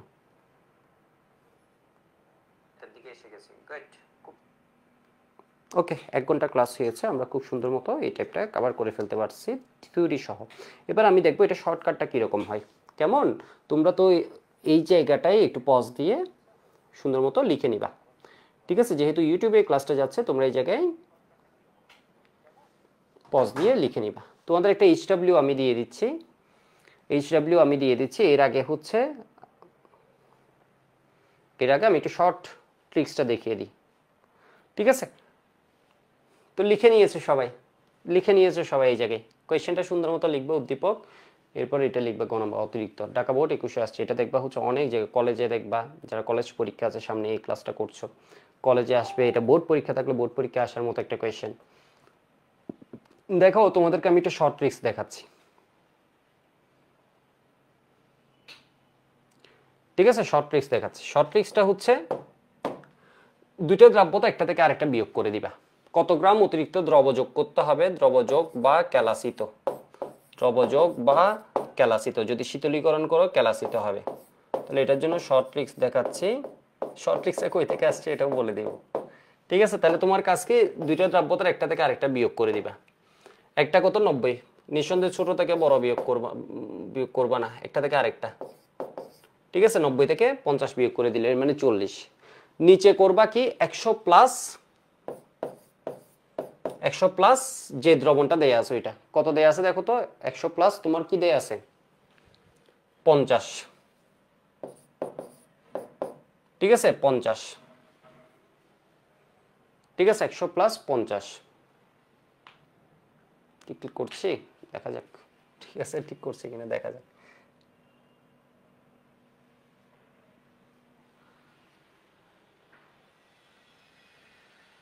একশো প্লাস 50 না, 100 প্লাস হচ্ছে দ্রাব্যতা, ঠিক আছে? দুইটা দ্রাব্যতা, একটা ধরো এক্স আর একটা ওয়াই, একটা এস আর একটা কি এস প্রাইম। উপরে হচ্ছে একটা থেকে আরেকটা বিয়োগ, নিচে 100-র সাথে যে কোনো একটা দ্রাব্যতা যোগ। কোন দ্রাব্যতাটা যোগ করবা? যেই তাপমাত্রায় দ্রবণটা দেয়া থাকবে ওই দ্রাব্যতাটা যোগ করবা। এখানে দেয়া আছে 30 ডিগ্রি সেন্টিগ্রেড, তাহলে কি করবা 50টা যোগ করবা, এখানে গুণ করে দিবা হচ্ছে যত দ্রবণ দেয়া আছে এত। তো দেখো তো কত হয়, এরপর আমি দেখাচ্ছি এটা কেমনে আসছে, তখন আর তোমার এই কনফিউশনও থাকবে না। 100 প্লাস যে দ্রাব্যতা দেয়া আছে ওইটা ইন্টু দ্রবণ কত বলছে 50, তাহলে আসছে কত 13.33 গ্রাম, ঠিক আছে? 13.3 গ্রাম, ঠিক আছে? অ্যান্সার আসছে কত 13.3 গ্রাম। বুঝো নাই? পরেরটা করি, ঠিক আছে? তাহলে আরো ভালো বুঝবো, কারণ এখানে টেম্পারেচার আর ওইটা দ্রাব্যতা মিলে একটু কনফিউশন ক্রিয়েট হয়েছিল। দেখো তো শর্ট ট্রিক্সটা দেখো, তাহলে কত গ্রাম বলছে, কত গ্রাম দ্রব যোগ করতে হবে, ধরো কত গ্রাম দ্রব যোগ করতে হবে, ঠিক আছে? এটা বের করছি, দ্রব যোগ করতে হবে সমান আমি কি বললাম, একটা থেকে আরেকটা বিয়োগ। তাহলে 55 থেকে কত বিয়োগ, 30 বিয়োগ, 100 প্লাস যে কোনো একটা দ্রাব্যতা, 30 প্লাস 55-র মধ্যে যে কোনো একটা, কোনটা যোগ করবা? তোমাকে এখানে দ্রবণটা দেয়া আছে কত 25 ডিগ্রি সেন্টিগ্রেডে, তাহলে এটার মধ্যে যে দ্রাব্যতা এটা যোগ করবা, তাহলে কত দ্রব্যতা হচ্ছে 30। এবার দ্রবণ দেয়া আছে কত 1000 গ্রাম, দ্রবণ দেয়া আছে কত 1000 গ্রাম। তাহলে দেখো তো কি হয়, 55 মাইনাস কত 30 ডিভাইড 100 প্লাস 30 গুণ কত 1000, তাহলে দেখো আসছে কত 192.307, 308.79 এর মানে কত, বুঝছো? ঠিক আছে? তাহলে কি কাজ করতে হবে বলতো, একটা দ্রাব্যতা থেকে আরেকটা দ্রাব্যতা বিয়োগ করে দিতে হবে। উপরে হচ্ছে একটা দ্রাব্যতা থেকে আরেকটা দ্রাব্যতা বিয়োগ, নিচে হচ্ছে 100-র সাথে যে কোনো একটা দ্রাব্যতা যোগ। কোনটা যোগ করবা? যে কোনো একটা করলেই হবে না, যে তাপমাত্রায় দ্রবণ দেয়া আছে ওটাকে যোগ করবা, ঠিক আছে? যে তাপমাত্রায় দ্রবণ দেয়া আছে ওটাকে যোগ করবা, ইনটু যত গ্রাম দ্রবণ দেয়া আছে ওটাকে গুণ করে দিবা, ঠিক আছে? ইনটু যে কোনো যত গ্রাম দ্রবণ দেয়া আছে এটাকে গুণ করে দিবা। কেমনে একটু দেখো তো, মানে কেন এরকম হয়েছে দেখো, আমি বলছি, ঠিক আছে? আমি বলছি,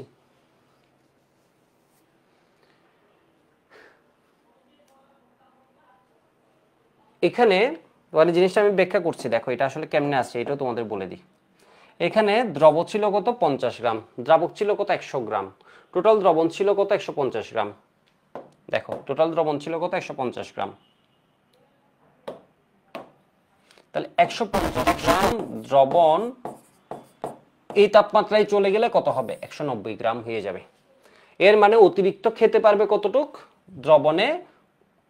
দ্রব অতিরিক্ত হবে 40 গ্রাম, হবে কত গ্রাম 40 গ্রাম, মানে বুঝো নাই? দেখো এটা হচ্ছে 50 গ্রাম, এখানের ভিতর দ্রব হচ্ছে কত 50 গ্রাম, এত গ্রাম দ্রবকে খাবে কত গ্রাম দ্রাবক 100 গ্রাম, 50 গ্রাম পার 100 গ্রাম অফ ওয়াটার। তো আমরা বলতে পারি 150, তাহলে দ্রবণ কতটুক, দ্রবণ কতটুক, এই বুঝো দ্রব হচ্ছে 50 গ্রাম, দ্রাবক হচ্ছে কত 100 গ্রাম, তাহলে টোটাল দ্রবণ কত এখানে 150 গ্রাম। তোমাকে তো আমি মেইন নিয়ম বুঝিয়েছি, এরপর এই শর্টকাটটা বুঝিয়েছি, এবার শর্টকাটটা কেমনে আসছে এটা আমি তোমাদেরকে দেখাচ্ছি। তাহলে 150 গ্রাম দ্রবণে দ্রব অতিরিক্ত হবে, এখানে যদি যাই ও বেশি খাবে কত 40 গ্রাম, তাহলে 40 গ্রাম। এবার দেখো এখানে বলছে 50 গ্রাম দ্রবণকে, সুতরাং 50 গ্রাম দ্রবণকে, দ্রবণে দ্রব অতিরিক্ত হবে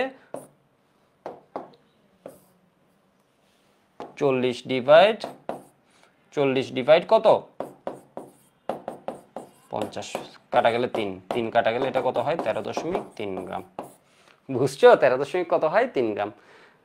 তো আমরা বোর্ড পরীক্ষা করবো এভাবে, আর এখানে করব কেমনে, এখানে দেখো এই সূত্রটাকে এভাবে লিখে অনেকে, সূত্রটাকে শর্টকাট কেমনে লিখে হচ্ছে অতিরিক্ত দ্রবযোগ বা ক্যালাসিত, শীতলীকরণ করলে ক্যালাসিত, আগে খাই ফেলছে বেশি, এখন কি হবে অতিরিক্ত দ্রবযোগ বা ক্যালাসিত। ঠিক আছে, এটা আমাদের এখানে যে কুইজটা বা মেগা এক্সাম এখানে থাকবে, তখন তুমি শর্টে, তোমার এমসিকিউ হলে শর্টে করবা।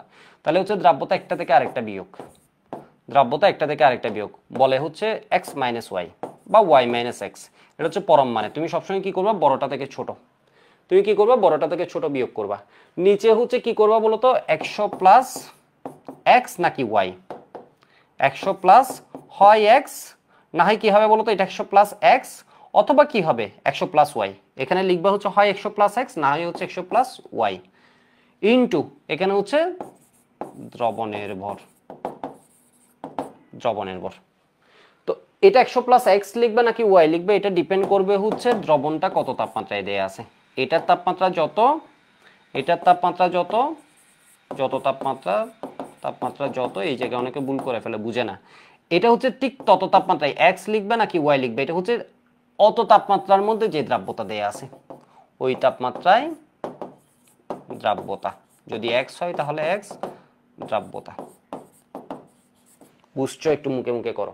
তাহলে উপরে হচ্ছে কত 90 মাইনাস 50, নিচে 100 প্লাস 50 হবে নাকি 90 হবে, এটা ডিপেন্ড করবে তোমাকে দ্রবণটা কিসে দিছে 30-এ, তাহলে 100 প্লাস কত হবে 50, ইনটু দ্রবণ কত 50, ইনটু দ্রবণ কত 50, বুঝো নাই। এটা দেখো তোমাকে উপরে কত 55 মাইনাস 30, নিচে 100 প্লাস 30 নাকি 100 প্লাস 55, তোমাকে দ্রবণটা দিছে 25 ডিগ্রি সেন্টিগ্রেডে, তাহলে 100 প্লাস কত হবে 30, যদি দ্রবণটা দিয়ে দিত 55 ডিগ্রি সেন্টিগ্রেডে তাহলে কি হতো 100 প্লাস 55 ইনটু দ্রবণের ভর, ইনটু কি হবে বলো তো দ্রবণের, মুখে বলো 55 মাইনাস 30, নিচে কি 100 প্লাস 30 না 55, 100 প্লাস 30 কেন, কারণ 25 ডিগ্রি সেন্টিগ্রেডের দ্রবণ দেয়া আছে, ইনটু কত হবে দ্রবণের ভর 1000 গ্রাম। কাজ শেষ, ঠিক আছে, কাজ শেষ, আশা করি বুঝতে পারছো। এবার তোমাকে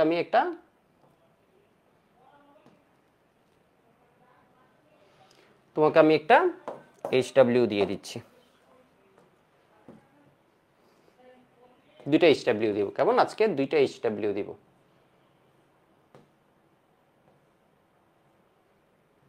একটা HW আমি এবার নেক্সট দিন না পারলে করিয়ে দিব নেক্সট ক্লাসে।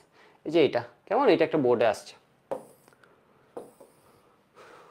তো এখানে কি আছে বলো তো, দ্রাব্যতা কি আছে, দ্রাব্যতা গ্রাম পার 100 গ্রাম পানি তাপমাত্রা। তোমাকে বলবে হচ্ছে 1, 2, 3 এর দ্রাব্যতার পরিবর্তনের লেখচিত্র এরূপ কেন ব্যাখ্যা করো।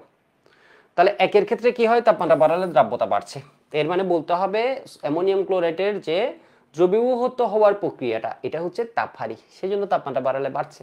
এর ক্ষেত্রে এরকম কেন হয়েছে, কারণ এতই দ্রবীভূত হওয়ার প্রক্রিয়াটা কি বলতে হবে তোমাকে, তাপ উৎপাদী, সেই জন্য তাপ বাড়ালে বিক্রিয়া কি হচ্ছে সামনের দিকে যাচ্ছে না, এর মানে দ্রবীভূত হচ্ছে না, দ্রাব্যতা কমছে। হাইড্রোক্সাইডগুলো আমরা কি বলেছিলাম, দ্রাব্যতা কমে, সোডিয়াম হাইড্রোক্সাইড, ক্যালসিয়াম হাইড্রোক্সাইড, হাইড্রোক্সাইডগুলোর ক্ষেত্রে, সালফেটের ক্ষেত্রেও কি হয়, দ্রাব্যতা কমে। কিন্তু এখানে কি হয়, প্রথমে বাড়ছিল, এর কারণ 32.4 ডিগ্রি সেন্টিগ্রেড এসে এরপর কি হতে থাকে, কমতে থাকে। এরপর তুমি জিনিসটাকে সুন্দরভাবে বলে দিবা, বা আগে সুন্দরভাবে বলে দিবা, দ্রবণ হওয়ার জন্য দ্রবণ তাপ সমান কি বলতো, হাইড্রেশন এনথালপি প্লাস লেটিস বিয়োজন এনথালপি, পুরোটা মিলে যদি দ্রবণ তাপ কি হয় নেগেটিভ হয় তখন বিক্রিয়াটা হয় তাপ উৎপাদী, যদি পজিটিভ হয় তখন বিক্রিয়াটা কি হবে, তাপহারী। তাপ উৎপাদী বিক্রিয়ার তাপমাত্রা বাড়ালে বিক্রিয়া কি হবে, বিপরীত দিকে যাবে, পশ্চাৎ দিকে যাবে, লাসাতেলিয়ান নীতি অনুযায়ী। তাপহারী বিক্রিয়া তাপমাত্রা বাড়ালে লাসাতেলিয়ান নীতি অনুযায়ী বিক্রিয়া সম্মুখ দিকে যায়, অর্থাৎ দ্রাব্যতা। এরপর তুমি কাহিনী বলবা, একের ক্ষেত্রে কি হয়, দুইয়ের ক্ষেত্রে কি হয়, তিনের ক্ষেত্রে কি হয়, সুন্দর মতো লিখে এটা জমা দিবা কিসে বলো তো, জমা দিবা কেমিস্ট্রি ফর স্টুডেন্টস গ্রুপে, যে যখনই ক্লাসটা করছো না কেন জমা দিবা। তাহলে আমি বুঝবো তোমরা গুরুত্ব দিয়ে ক্লাসগুলো করছো। ঠিক আছে, তাহলে HW আরো ভালো ভালো দেওয়ার প্রতি আমারও ইন্টারেস্ট বাড়বে, সাথে হচ্ছে তোমাদের একটা কনফিডেন্স আসবে। ঠিক আছে, কেমশিফো স্টুডেন্টস গ্রুপে জমা দিবে। এদের লেখচিত্রের প্রকৃতি এরূপ হওয়ার কারণ ব্যাখ্যা করো। এরপর আরেকটা HW দিচ্ছে, এটা হচ্ছে অ্যাডমিশনের একটা কোয়েশ্চেন। ঠিক আছে, এটা অ্যাডমিশনের একটা কোয়েশ্চেন, সবাই ট্রাই করবা। কুয়েট 17-18 আসছে এই টাইপের ম্যাথ, না পারলে তো আমি অবশ্যই আছি। ঠিক আছে, আমি করিয়ে দিব না পারলে, কিন্তু তোমরা ট্রাই করবা। তো আজকের ক্লাস আমাদের এইটুক। এরপরের ক্লাসে আমরা কিন্তু সলিবিলিটি প্রোডাক্ট শুরু করে দেবো। নেক্সট ক্লাসে আমরা 2টা টাইপ পড়বো। ঠিক আছে, 2টা টাইপ পড়বো, ওইখান থেকে আবার আরেকটা সিকিউ আছে।